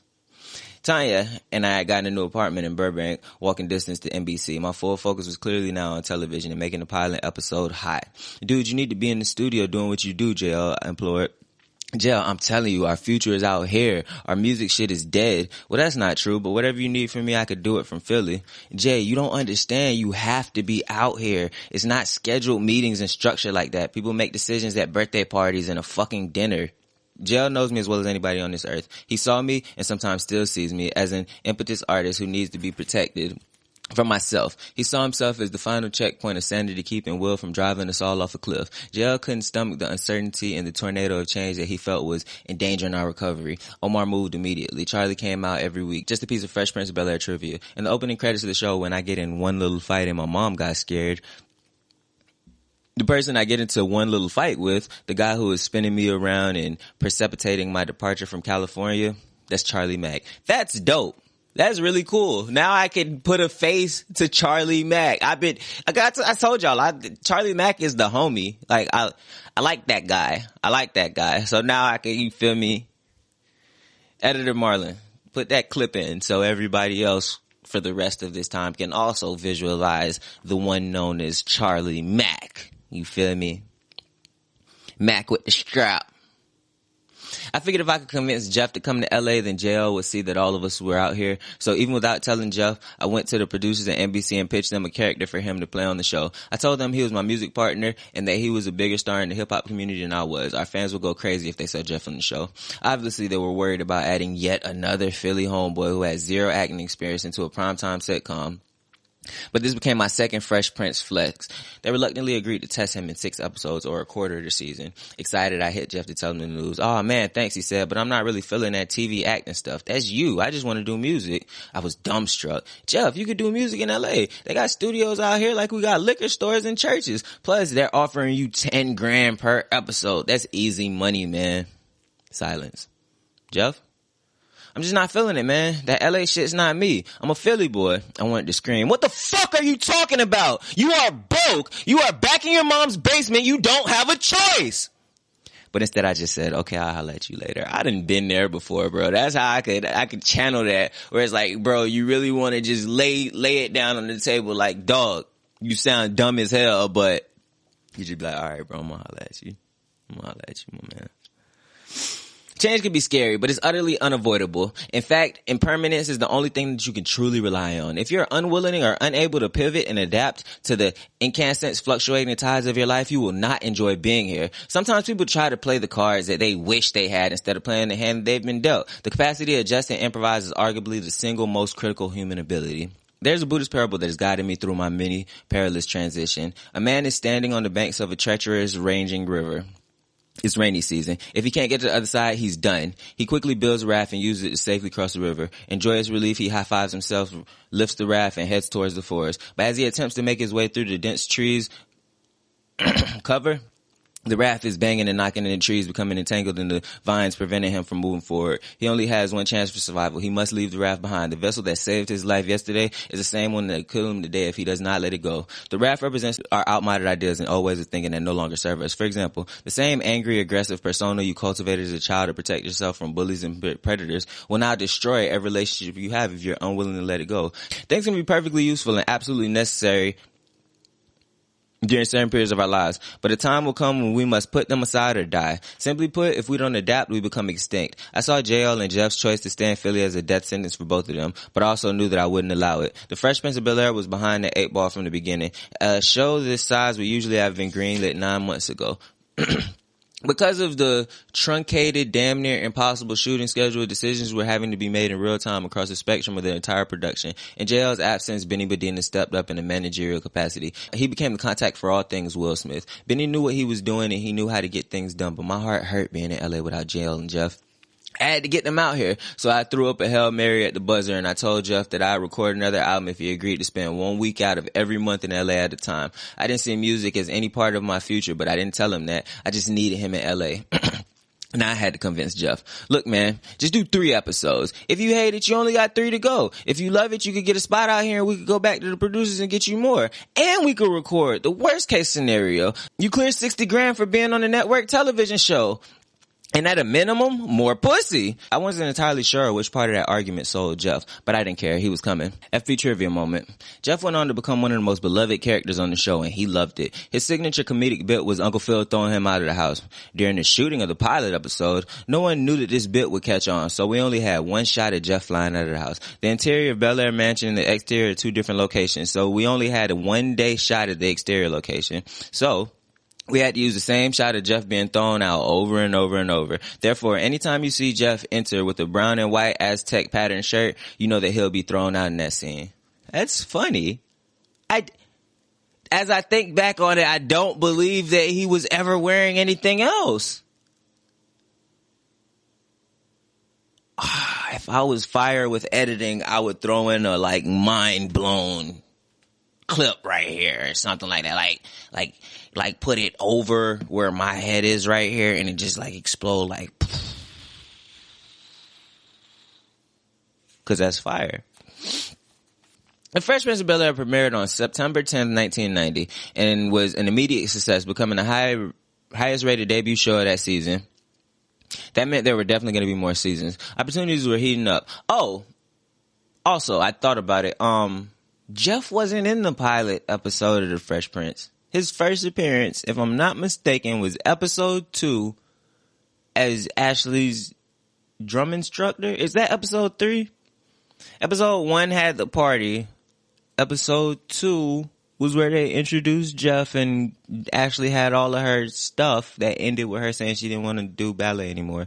Episode 3 was Uncle Phil's mom.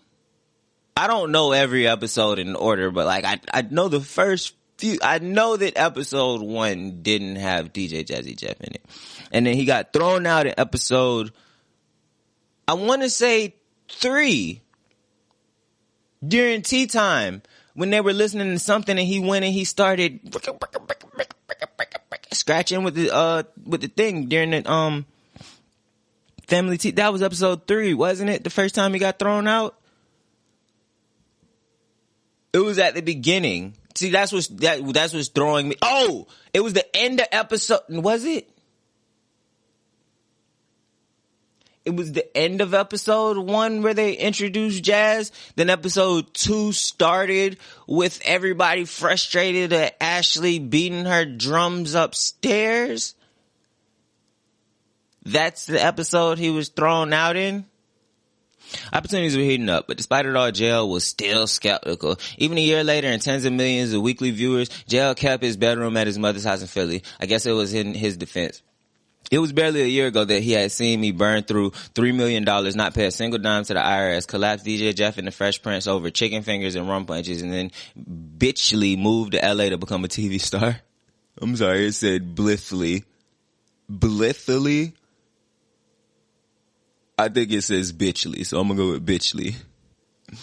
When I put it like this, I guess it's amazing that he still took my calls. But even though he was denying it, it was undeniable. The show was a hit. The iron was hot and it was time to strike. I was hungry, focused, and excited at the new life I was being blessed to undertake. But my personal and professional crash and burn had taught me a harsh universal lesson. Nothing lasts forever. Everything rises and falls. No matter how hot the summer gets, the winter is inevitable. I promised myself that I'd never get caught sleeping again. that during the good times, I would plant and nurture the seeds of the next thing. And if I was truly wise and attuned to the movements of the industry, I'd be able to time the harvest and the next thing impeccably, just before the death of the old thing. In the same way that my music career was scorching hot, then icy cold, I knew the same thing would one day happen to TV. I was about to blaze, but one day I knew I'd be cold again. I asked myself, after television, what would be my next thing? There was only one answer: movies. But I also made a deeper, more problematic conclusion that love and relationships were also subject to the universal law of impermanence. I vowed to never get caught without my eye on the next love. Why? That was whatever. My heart had been crushed. I was certain that it would happen again. I knew that there would be a blissful springtime meeting, a hot summer whirlwind, a melancholy fall, and an icy winter death. I decided that my only emotional defense against this brutal cosmic certainty was to create the cycle of destruction. In my mind, I knew that I had to be like Tarzan, catching the next vine just as I let go of the old one. If I could grab the new thing while simultaneously releasing the dying thing, I could avoid and escape the harshest elements of winter and indefinitely sustain the vibrance of springtime bliss. So maybe you should have just kept swinging branches with these women. Cause it's been cold as hell with you and Jada for I don't know how long. I don't know. Did I just buy this book to slander Will's relationship? Cause I swear everything else in here I'm taking it as just like a common book, like how I usually read books, whether they be fictional or non-fictional stories. But it's just, that's the one thing that just be blowing mine. Like just, it's the way that he communicates about it too. It's not even necessarily the things that happen, because he just be going through typical young nigga stuff. Like he goes through what people go through to exist in their early 20s. You feel me? It's a part of life. And he talks about all that stuff like it's not. And he was just supposed to be engaged in the way that he engages now forever. Like, no, bro. That's exactly how you were supposed to act in 1990. Nigga, you was 22 years old. I'm surprised you don't have more kids.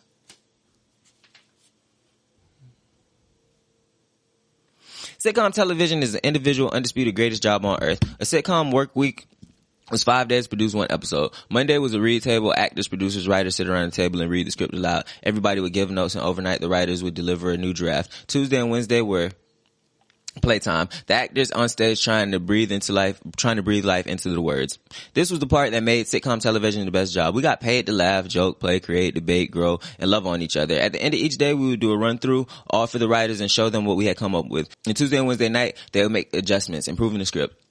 Thursday was a technical run through, lights, sound, cameras, all figuring out how they would cover the action of scenes. And then Friday, the live in-studio audience. Friday nights on the set of The Fresh Prince of Bel-Air were like being at the hottest club in the city. Everybody who was anybody made their way to our tapings. The top comedians on the mic, the most gorgeous Hollywood starlets, professional athletes, musicians, a who's who of the flyest of the fly. And then there was our unique competitive advantage. Everybody in our cast could sing and dance. So between scenes, Alfonso would perform Michael Jackson, Joe Marcel would sing obscure, hilarious British tune show, James Avery would demonstrate all the old school dances. Janet Herbert Whitten was an Alvin Ailey trained dancer and a Juilliard trained actor and singer.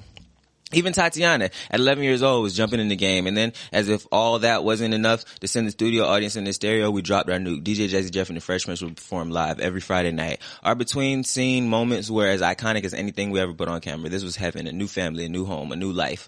This is exciting. Like, I think it's dope that they had all these people here, but you never really showed them. Like, I'm like, in today's clout fueled structure, you feel me? In today's clout world, they would have made sure that at the end of every single episode, they had a compilation of who all was there. There would be so many clips of all of these apparently weekly performances from Grammy nominated, Grammy award winning, artist and producer DJ Jazzy. It would not be able to be that chill. You feel me? And I think that's the problem in today's world for real. I think that some things need to just be able to happen without being blasted everywhere. And it's not because it needs to be secrets and stuff. It affects the way that we do things. Like, nobody ever does anything with the understanding that it's just among present parties. And then when it gets to the point where people can start quote unquote canceling you, ruining your entire reputation about things that, you feel me, they may or may not should have had access to, it just creates people behaving differently. And then we live in this entire world where absolutely nobody's ever genuine or authentic because they gaslight the hell out of you for just speaking your mind. Like, you could say the most rational thing in the entire world and they will take away your entire career because they disagree with it, regardless of how rational it is. So people just be like, fuck it. If I'm ever anywhere, I'm just not going to behave like how I want to behave. I'm going to behave like what's appropriate to the people around me. And they be fucking up too. They just keep their secrets. But then their secrets, they got to be on the edge of their fucking table because somebody got it recorded. Somebody has an audience and will put it out there. Motherfuckers didn't know none of this stuff until this book came out. Or maybe they did. At the time, people in the know, in the present moment. Like, I think we've lost so much of that. We've lost so much of the present moment. It just doesn't exist anymore. But that was a whole tangent. The message read, I need a cut of that Will Smith business. Jail received this message from an infamous LA gangbanger with a reputation for shakedowns, violent extortion, and charging fees for our protection. Jail decided not to respond. We were no strangers to violence and attempted intimidation. We had guys in Philly who were more than prepared to take trips to quote-unquote handle things if we needed it. Yo, I love this gangster Will, bro. Like, I wish he had kept this persona like a 50 Cent or something. Like, 50 Cent not still, you feel me, doing crazy stuff, but I just assume 50 Cent still, like, you feel me, got steppers. Like, you feel me, ride on some shit. I wish Will still had that. Maybe his wife would feel differently. Maybe that's what he was doing by trying to establish how tough he was. Maybe his wife think that she got with a bitch in the 90s and he gotta let her know, like, nah, my nuts hang. I wasn't worried about no violence. We wasn't strangers to intimidation. We had niggas to handle things. Will had goons. Will had the hitters. But LA was different. LA was different because there's fucking laws against having guns and stuff like that. Like, bro, if you in Philly and I'm in LA and you sending me text messages and can't afford a private flight, I don't give a fuck, bro. Like, friends, I'm in Florida right now. If you were anywhere other than Florida, bro, don't even go back and forth with me because I'm trolling you. I'm not taking you seriously. If you think you're going to get on an airplane, if you want to pay 60 bands for the private flight, then it is what it is. I'll take that risk. You feel me? I'm still going to laugh at you just because it's a L. But if you are going to take an airplane to Florida and think you're intimidating me, don't do that. Don't do that.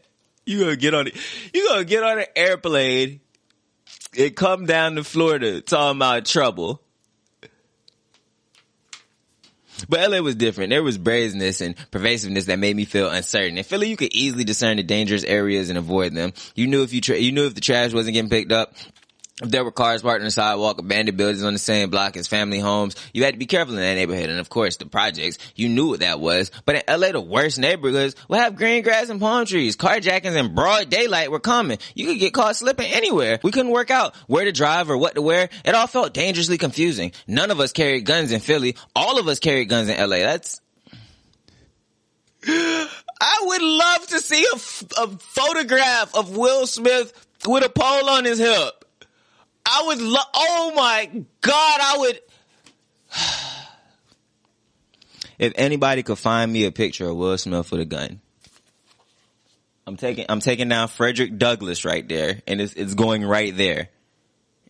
And I need it big enough to where it could be prominent so people know that it's Will Smith, and in a way that I don't think if anybody knew that was Frederick Douglass.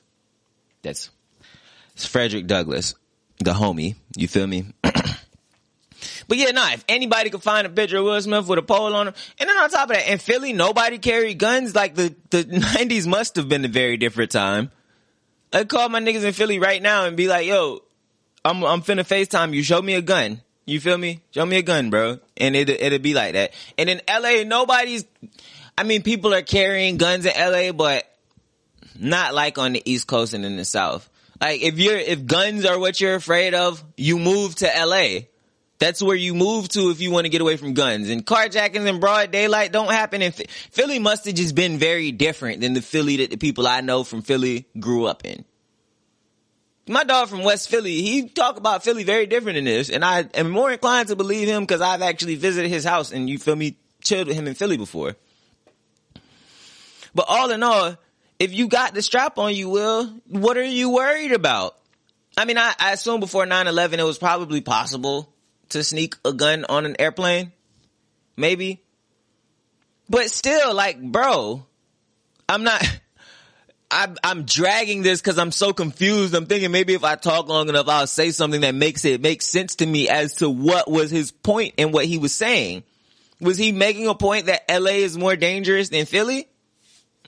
Cause you were poor in Philly and rich in LA. That's where my confusion. Okay, I talked myself through it. That's where the confusion comes, bro. What the hell are you talking about? How in the hell do you feel more in danger now when you are the Fresh Prince than you did when you were wearing fucking cowboy boots? Like you was in Philly when Bull pulled up to your house with the strap on his thing in the car. You feel me? Or was it on his lap? Wherever the fuck the strap was at, you were in Philly. Where was he in Detroit when he got in a fight at the radio station? No, that was in Philly too, wasn't it? At the radio station when Buddy pulled up, talking about you need to thank Dana. Which fuck Dana. I liked Dana at first, but fuck you. But I think he's trying to build up a tension that I don't really know necessarily existed quite in the capacity that he's trying to make it seem like it did. I really need to learn how to look at the camera. I'll be looking at myself, like kind of offset right behind the camera so I can keep up with the fact that my DSLR camera hasn't turned off and things like that. Plus, it's easier to look at yourself when you're talking. It almost makes me feel as if I'm speaking to somebody else. So I don't know if y'all can even see because of my glasses, and then I did this new setup, so I'm not exactly sure how the glare is working. Like if I need to, you feel me? I'm probably making it worse right now. I don't know. I'm not sure, but yeah. If anybody's wondering why the fuck I never look at the camera, it's because the camera doesn't look back. That's all the camera does is look back. What am I talking about? There are now 5 messages for JL. I need a cut of that Will Smith business. You should probably respond. We all had heard the stories about this dude. He would just take people's money, force them to sign over their publishing, strong-arming people throughout the industry. We were new to LA and did not want trouble. But if trouble wants us, we were right here. Like, what's the name of the nigga? At Death Row? You could get him on the line. Like, you feel me? He got Tupac out of jail. I'm sure he could have kept you protected. Jail decided to take the call. This is James Lassiter. How can I help you? You a hard man to get in touch with, the dude said. I'm thinking I need to get in that Will Smith business. Okay, Jail responded, taking a pause to measure his next move. I think we could do that. Good, dude said. But I have a partner, Jail interjected. I don't make the final decisions. You don't need to speak to him. Okay, let's set that up. Absolutely, immediately. My partner works at the Federal Bureau of Investigation, Jail said evenly. I'll set the call, and any deal that you and him come up with, I'm down for it. We never heard from him again. That was easy, right? He made it seem like it was going to turn into something. Like, bro didn't have no options. He couldn't have done nothing. All James basically said is, I will call the police. The fuck did you think would happen? Every time these people come in and they try Will, not when they try Will, when they try Will through somebody, whether it be his dad or Charlie Mack or JL or anything in that situation, it just leaves me thinking, what the fuck? How the fuck did you think that would end? Like literally all it took was his dad saying, Will's in the house, you can go kill him, but you would have to kill all of us too because we are family. You feel me? That's a best case scenario in my mind if I'm this guy. Oh, I'm gonna show up and his dad's gonna let me kill him and all I gotta do is just kill everybody else. I probably would have had to do that anyway. Like that's what I'm thinking. You feel me? Then Charlie Mack. What made bro think he was finna be hollering like that with big old Charlie Mack standing right there? Will had been punching people, and I'm sure Charlie Mack had to defend it. Like he knew. They know what's up. What did you think was finna happen when you was doing all that popping in a room where you were outnumbered? And now in this situation, when he finally got in touch with you, that is the most tame of pushback he could have given you. That is literally one step short of him just being like, all right, here it goes. If there was any sort of pushback whatsoever, that is the easiest one. He didn't even really need to call the FBI. He just said, like, yeah, if you speak to the FBI, which fucking obviously is not his partner. That's a clever way of saying I'm going to call the police. And you knew these niggas would spook to the police. They just murked Bucky. Yeah, they just murked Bucky because they was scared of the police. So, what, you blowing, I'd be sick, bro. I'd be sick. You blowing my motherfucking phone up. Trying to intimidate me. And the most intimidating thing you could come up with is, I need a part of that Will Smith business. Or else you gonna do the fuck what? You kill Will Smith. What the fuck do you think that same federal bureau, that is their job, is to investigate things. Particularly if somebody in Philly kills a superstar in LA, like that screams FBI. Like, JL really shouldn't have had to tell you that they would be involved. And if you weren't prepared to be like, yo, I don't give a fuck, bro, you could call them, I'll sit down while you plan a funeral. If you're not prepared to respond like that, then you're not hustling nobody. You're not hustling a soul if you're not finna lay them the fuck down and then take whatever consequences come with it legal. Like, okay, I've calmed myself down a little bit. That was just so bitch made to me. That was so bitch made. That was so pussy. I never heard from him again just because I said I had a partner at the FBI. The fuck? Bro, I pay taxes. That should be enough information right there for you to know I have a partner at the FBI. Stupid motherfucker. Why did that piss me off so much? I hate pussy shit. I'm gonna have to censor all of this, but jeez, I hate pussies. I hate bitch made ass niggas. I hate bullies. I hate bullies the most, bro. Bullies be so fucking pussy, dog. Like, if I see a bully, like, oh my God. And God forbid you try to fucking bully me. That's how you get me upset. Like, I'll get me to step in on some fucking Spider-Man type shit. You feel me? Like, nobody likes a bully. And 9 times, like, I done seen y'all niggas get patched up. I done patched up enough of y'all. Y'all don't be tough. Bullies is just people who are afraid to fight. And they overdo that whole, you remember what Will said about when you finna fight, when he was trying to teach Ashley how to fight? I wasn't just twitching.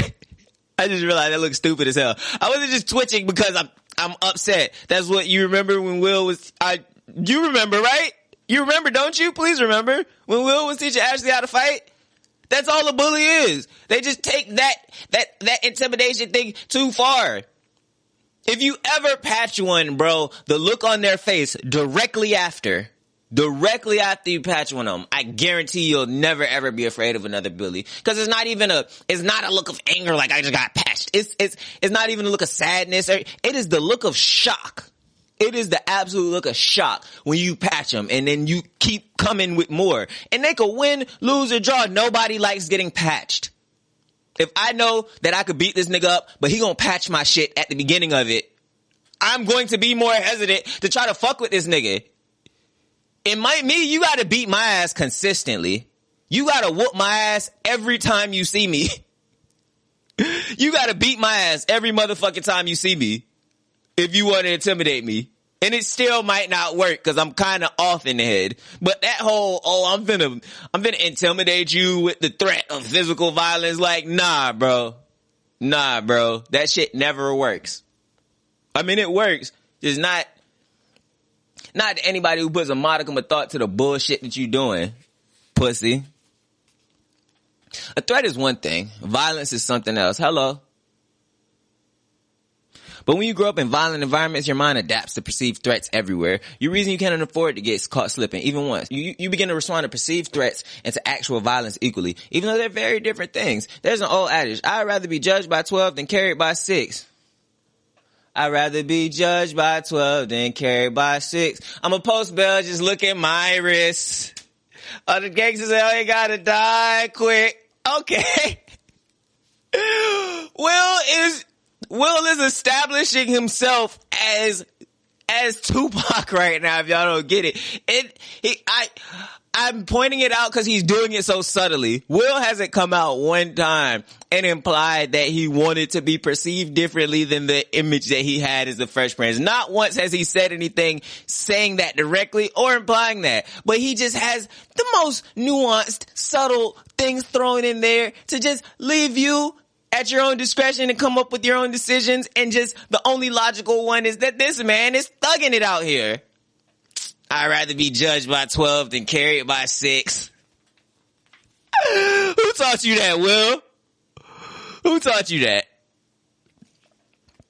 It was a Wednesday. We were struggling on set trying to make a scene work. We all felt it. The writing wasn't landing as authentic or funny. So I took it upon myself to begin making changes to the scene. When the producers came down and saw all of the unilateral adjustments I had made, they immediately called the leadership at NBCP, the production arm of the network, who demanded that we stop production and come to the office right now. Benny Medina, JL, me, and Jeff Polak, Benny Medina's television partner, headed to the emergency meeting in the exec's office. There were 2 couches facing each other with a wooden coffee table in between and a huge etched glass desk at one end. The executive was standing leaning against the desk facing the 2 couches. His posture suggested that he was in charge and that he was pissed. We entered and took our seats in front of the headmaster. JL and Benny sat on one couch and me and Jeff Polak sat facing them on the other. No formalities, no hellos, no hearing of our side of the story. So you're a big man, huh? The executive said. I didn't totally understand the question, so I didn't respond. He begins to circle the perimeter of the 2 couches. I feel like the scene from New Jack City when Wesley Snipes was trying to get somebody to explain to him how the Carter got infiltrated.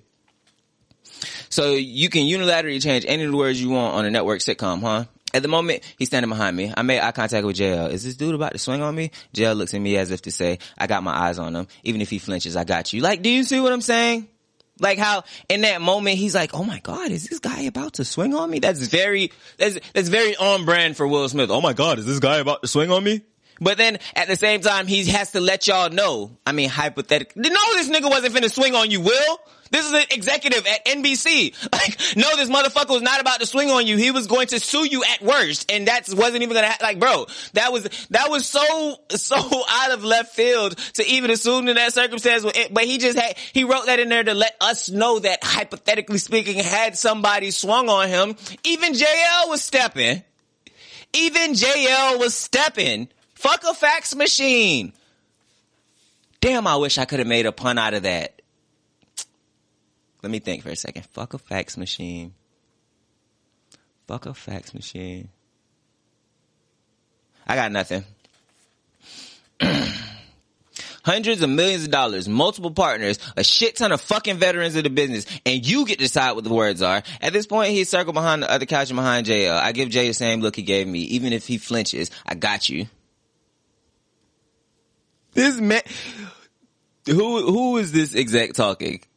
He was standing leaning against the desk. His boss suggested he was pissed. Oh, so they don't say his name? I'm finna Google who this person was, and I'm gonna put a picture of him, and I'm gonna see if he looked like the type. If he looked like the type that they needed to be all extra, you feel me, with? Fuck out of here.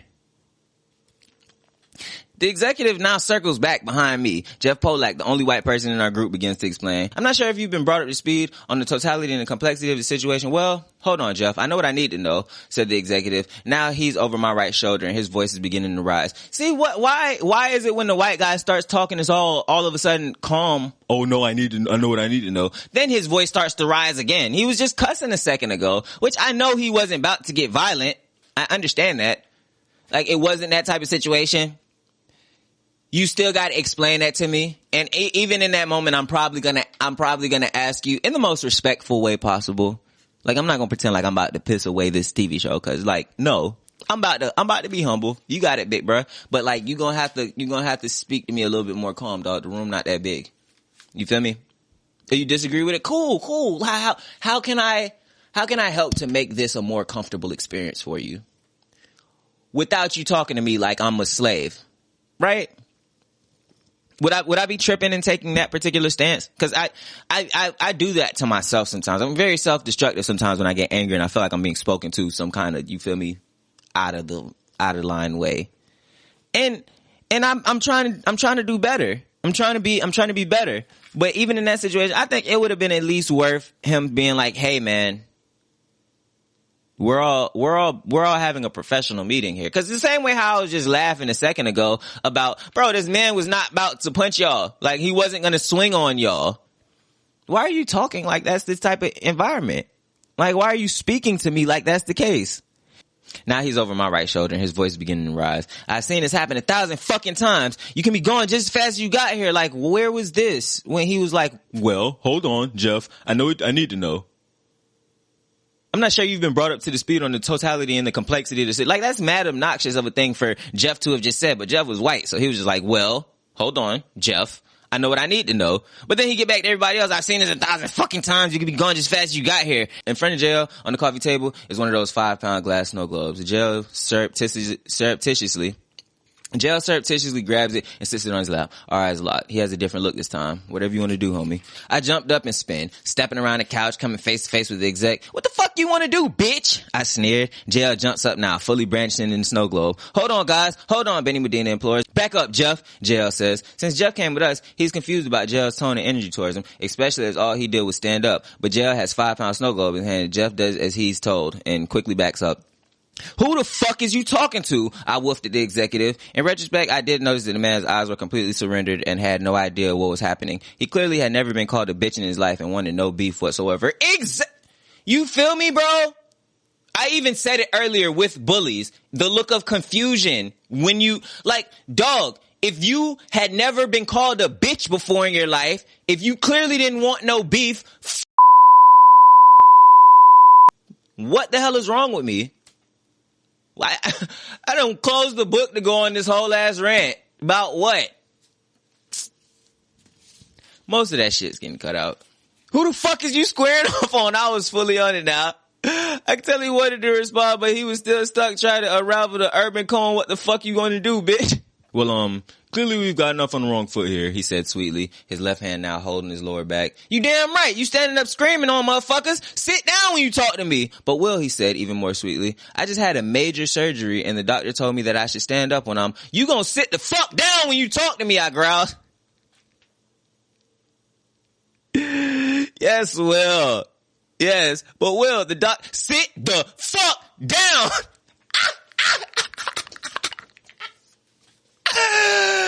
Can y'all tell I start sweating when the book get good? When the book get good?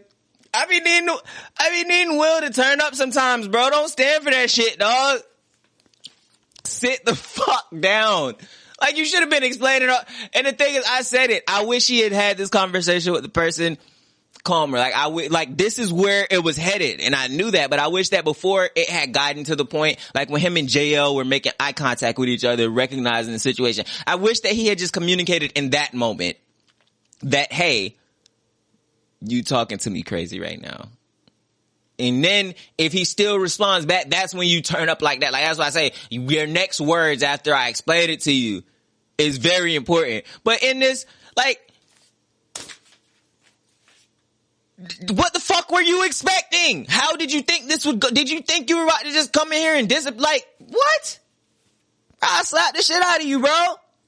Who the fuck are you talking to? He said everything that needed to be said. I just wish that he had said 2 minutes earlier. Chill out. If he had gave him a warning like 2 minutes earlier, like, yo, chill out. He said exactly what he needed to say. Who the fuck are you talking to? What the fuck are you trying to do, bitch? Bitch. Bitch. Bitch.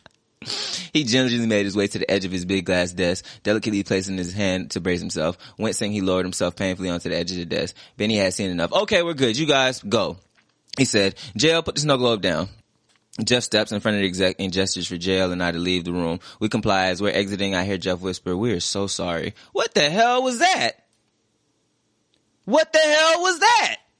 Oh, no, this is somebody else. I thought that was Will saying, what the hell was that? Jeff Polak is screaming at the top of his lungs in the parking lot. This is the only time I'd ever heard Jeff raise his voice. Dude looked like he was about to swing on me. I said in my defense.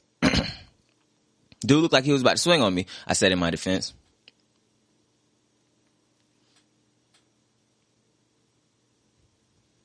Is that not a great defense? Right? Was I supposed to wait for him to swing on me? That is the problem. Everybody's sitting here trying to address the fact that you got aggressive and stuff like that, which I'm a part of the everybody that's trying to address the fact that he got aggressive. Say that 3 times fast. I'm a part of the everybody that's trying to address the fact that he got aggressive.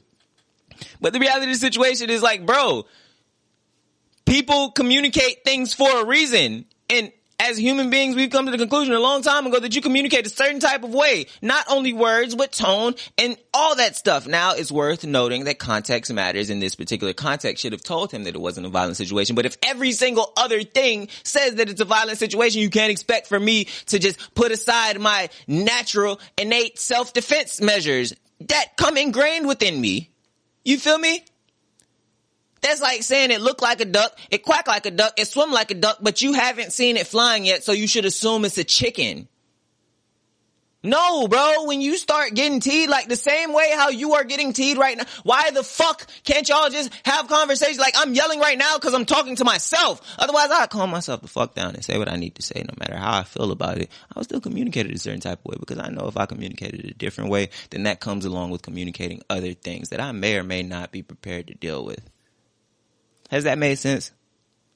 That you can be as upset and as turned up as I just was a second ago and still be able to manage to communicate to a person that you don't want it to take an aggressive turn.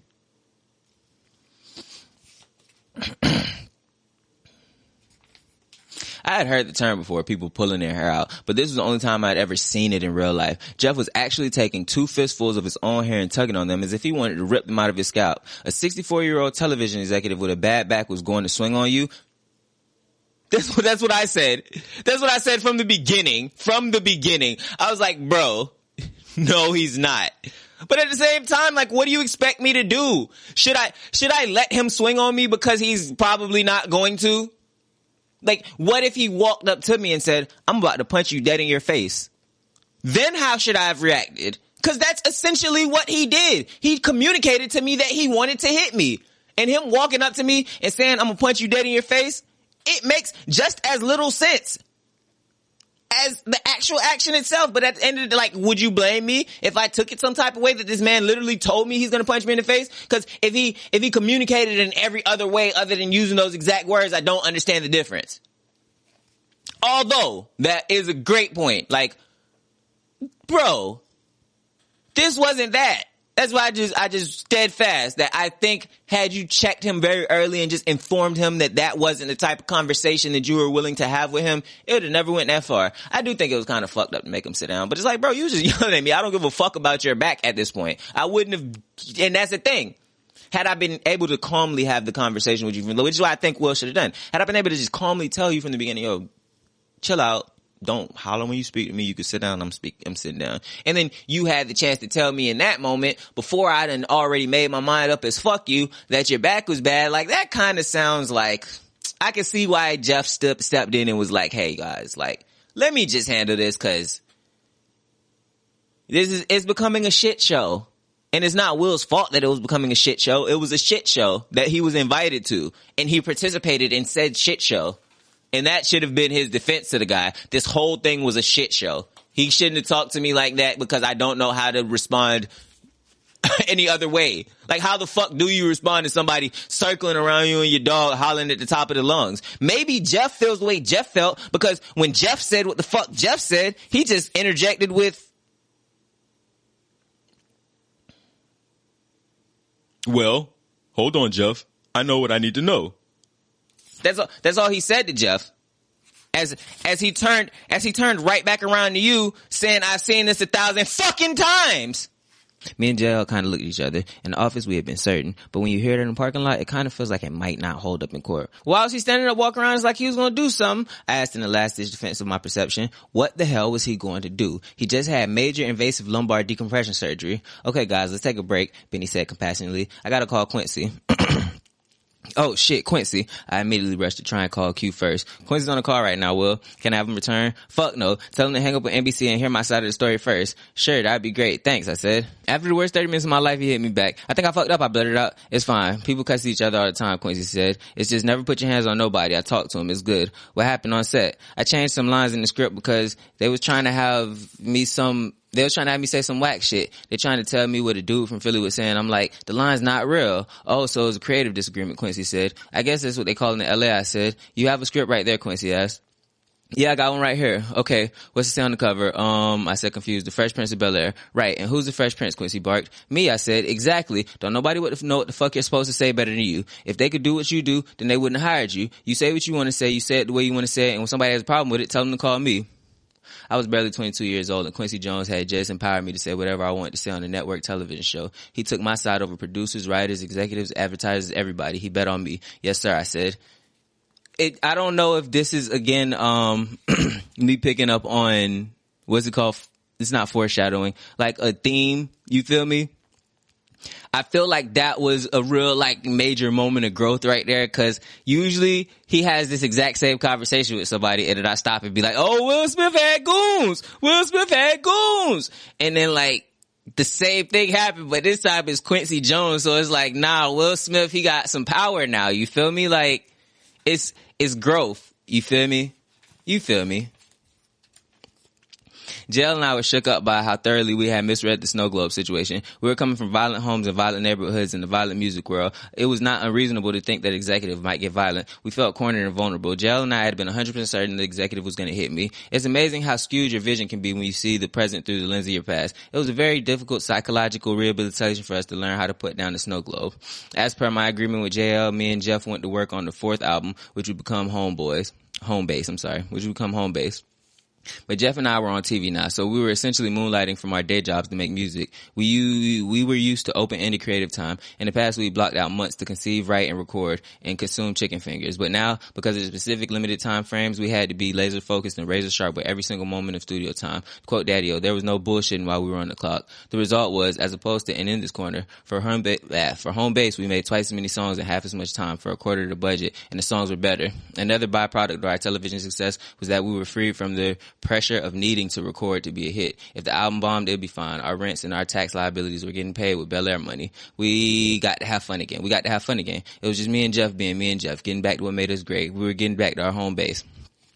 It was also the first time we opened up our creative process to new producers and other creative voices. I had been working in Chicago, finishing my vocals on the album with a couple of young jive record producers named Hula and Fingers. Jeff was doing the final mixing in New York, and I was booked on a 6 p.m. flight from O'Hare to LAX. Me, Hula, and Fingers had partied hard the night before, celebrating the completion of Home Base. I had to blow my voice out, yelling all night in the club. On the way to O'Hare, I stopped by the studio to pick up a couple of CDs of the sequenced album so I could listen on the plane. Hula gave me a CD. I tucked it in my backpack and headed to the door. Fingers called me after. Hey man, there's one more track that we were messing with. Jeff said he likes it. Quick. He told us to give it to you and see if you wanted to lay something real quick. I was exhausted. My voice was blown out. I was ready to get home to LA, and plus the album was finished. Fingers was holding out a CD with the word Untitled and magic marker across the top. Just seeing the word Untitled was exasperating. Even the thought of having to write a whole new song made my stomach hurt. I was done. Hey Fingers, I said, I appreciate you, man. Y'all have done a great job, but I'm exhausted. I mean, listen to my voice. I could lay nothing if I wanted to. You probably have to get Jesus to hand me that CD for me to write another song. The guys laughed, but out of courtesy, I took the CD. I arrived at Chicago O'Hare an hour before my flight at the announcement that flight 1024 to Los Angeles had been delayed 90 minutes. God damn it, why is it always like that? The more you want to get home, the more delayed your damn flight is. I found a quiet corner and put my headphones on and decided to listen to Untitled. The track open with Fingers' voice and a creepy drum drop with the raising crowd. Drums, please. Oh, hell nah. Hell nah. You was about to pass up on this? You were about to pass up on this? The track opened with Fingers' voice into a crazy drum drop with a raising crowd cheer. Drums, please. Yeah. And then a sultry female voice. Summer, summer, summertime. Time to sit back and unwind. Oh my God. I must have looked crazy in that airport lounge. I had that face that musicians get when the track is banging. It's like you smelling something nasty. My head was about to bop off my shoulders. I quickly grabbed my rhyme book from my backpack. The next 2 hours was nothing short of divine intervention. I didn't write Summertime as much as I channeled it. I heard that somebody wrote it for him. Who was it? Was it Rakim? It's the guy who, when Jazzy Jeff won the competition in New York, the first thing that really blew them up, the guy who came to the door to congratulate him that he mentioned, people say that he wrote Summertime. I'm probably just gonna put in a clip of when I read the part, and then I'm gonna know who I was talking about. My mind collapsed into a bliss of summertime in Philadelphia. I felt myself floating through my childhood, summer memories, and my hand was just along for the ride, trying to keep up. Summertime is the only song I've ever written from beginning straight through to the end and didn't edit or change a single word. The lyrics as they appear on the final cut are exactly as they came through. It was a pure stream of consciousness. I would later learn the term that resonated deeply with my experience at O'Hare that night. Psychography or automatic writing is a theoretical physical ability allowing someone to produce written words without consciously writing. Skeptics call it self-delusion. I call it another Grammy in my first #1 record. Flight 1024 is now boarding. Shit. I knew this song was crazy, and if I didn't record it today, it wasn't going to get on the album. I could hear Quincy in my head. What you going to do, Philly? Fuck it. I popped up back at the car, back in the city. Every time he says fuck it, I agree. I'm like, fuck it, bro. Fuck it, hit the stage, you feel me? I cried 2 tears in the bucket. Fuck it, let's hit the stage. Fuck it, I popped back in the car, back to the studio. My voice was wrecked. The pitch and tone of the voice was famous for... My voice was wrecked. The pitch and tone of voice I was famous for was high, up-tempo, and wrapped up in a smile. But every time I reached for that energy in the studio that night, my voice would crack and fail. Hula and Fingers kept telling me, don't worry about it, just work with what you got. Lay down the lower register. Give me some Rakim. I think that was who it was. It's a conspiracy theory that Rakim wrote Summertime. He might even mention it in here. That was exactly the direction I needed. Rakim was hands down my favorite rapper at the time, so I settled down and decided to play the cards I've been dealt, rather than ones I wish I had. My vocal delivery on Summertime shocked the hip-hop world. It was released on May 20th, 1991, and within a month it had hit #1 on the Hot R&B, hip-hop, and #4 on the Billboard Hot 100 charts. The music video was recorded back home in Philly with me and Jeff's real family and friends. Home Base went platinum within 2 months. I won an American Music Award and snatched our second Grammy. Just as a piece of Jazzy Jeff and Fresh Prince trivia, we boycotted when parents just don't understand when our first Grammy in Summertime was nominated against the monster Naughty by Nature hit OPP, and I was positive we were going to lose, so I didn't go. Jazzy Jeff and the Fresh Prince now had 2 Grammys, and I had yet to make an appearance anywhere near the award show. So he's just not good with getting these major awards, I guess. He got his 2 Grammys, wasn't there, got his Oscar, and ruined his life. There were very few people in my life I wanted to impress more than James Avery. James had been acting longer than I had been alive, and he was my paragon, the pinnacle of dramatic presence. I desperately wanted him to think I was a good actor, but nothing I did impressed James Avery. He played my father figure on the show and slowly assumed the role in real life. He was demanding, always pushing me to master my instrument as an actor. You can do jokes with your eyes closed, he said. You have that naturally. It is beautiful to watch, but you have deeper talent in there, he said, tapping on my chest emphatically. You can't even imagine yet, and you're never going to find it if you don't reach for it. There's a difference between talent and skill. Talent comes from God. You're born with it. Skill comes from sweat and practice and commitment. Don't just skate through the opportunity. Hone your craft. One of the proudest moments of my career was in one of the most famous episodes of The Fresh Prince. Papa's got a brand new excuse. In the show, Will's biological father, Lou, played by Ben Vereen, comes back into his life and spends time with him again. Will is thrilled to have his father back, but Uncle Phil is skeptical. This drives a wedge between Will and Uncle Phil. Will's father, a big rig trucker, invites Will to travel with him over the summer. Will is excited, decides to go against Uncle Phil's urgings.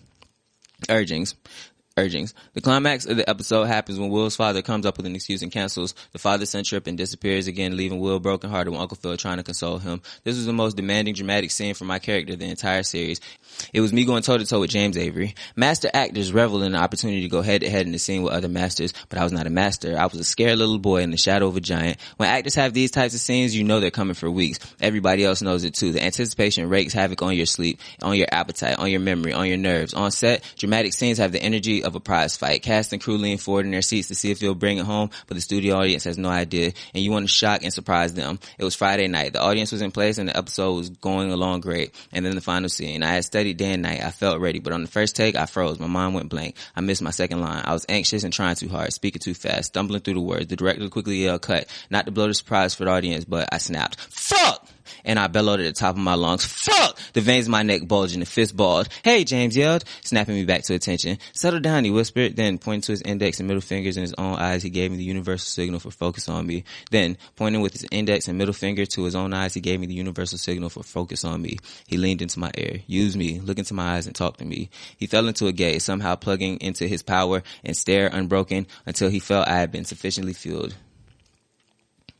I fell into a gaze, somehow plugging into his power, or stare, unbroken until he felt I had been significantly fueled. James didn't wait for the director. He called action on the floor. The next take is what appeared in the actual episode. "Uncle Phil, I'm sorry. If there was something I could do that hold up. My bad. Uncle Phil, I'm sorry. If there was something that I could do, well, you know what? You ain't got to do nothing, Uncle Phil. It ain't like I'm still 5 years old, Ain't like I'm going to be sitting up every night asking my mom, when's daddy coming home, Who needs him? Hey, he wasn't there to teach me how to shoot my first basketball, but I learned, didn't I? I got pretty damn good at it too, didn't I? Uncle Phil, going through my first date without him, right? I learned how to drive. I learned how to shave. I learned how to fight without him. I had 14 great birthdays without him. He never even sent me a damn card. Screamed towards the empty door. Down with him! Let me try it again.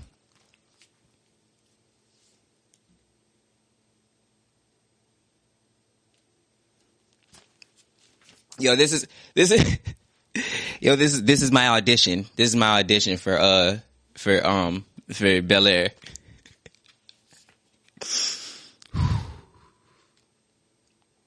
Uncle Phil, I'm sorry. If there was something that I could do, you know what?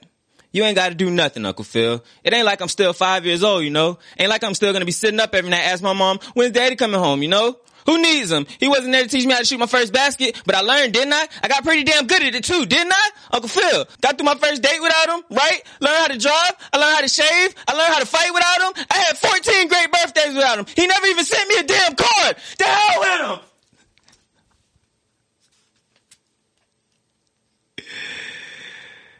I ain't need him then, and I don't need him now. Uncle Phil, Will. No. You know what, Uncle Phil? I'm going to get through college without him. I'm going to get a great job without him. I'm going to marry me a beautiful honey, and I'm going to have me a whole bunch of kids, and I'll be a better father than he ever was. And I sure as hell don't need him for that, because there ain't a damn thing that he can ever teach me about how to love my kids. I see why he started crying in the scene. Oh, man.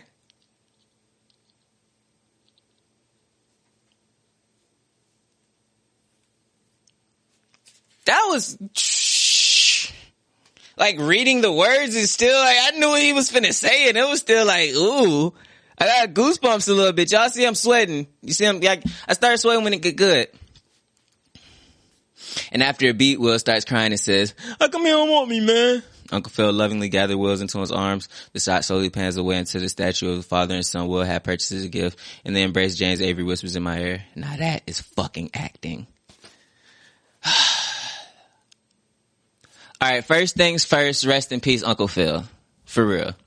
Yeah, I like I said, I typically don't really be having a lot to say at the end of these, cause I be saying what I need to say during it, but that's just, I feel like it's getting good. You feel me? I was disappointed when he had started getting on as a rapper, and I had started feeling a little let down just with the like state of affairs in his life. You feel me? Not even necessarily just what he was going through with the woman who he was with, but just like a lot of stuff was going on with bro that was just like, it's not a good look. And he even said it himself. He had hit his complete rock bottom. Like, I thought it was mad annoying how he was treating his recording and stuff. Like, it was it was all very telling, a captivating story, but it wasn't like, yeah, you feel me? But now, like, I'm into this, you feel me? This is what I was, like, I thought I was looking for juice and, you feel me, inspirational quotes. That's what I thought I was looking for. I thought I was looking for, like, little juicy details, maybe a little bit of tea, you feel me? And then some inspirational stuff that I could take with me, you feel me? But this is just fun.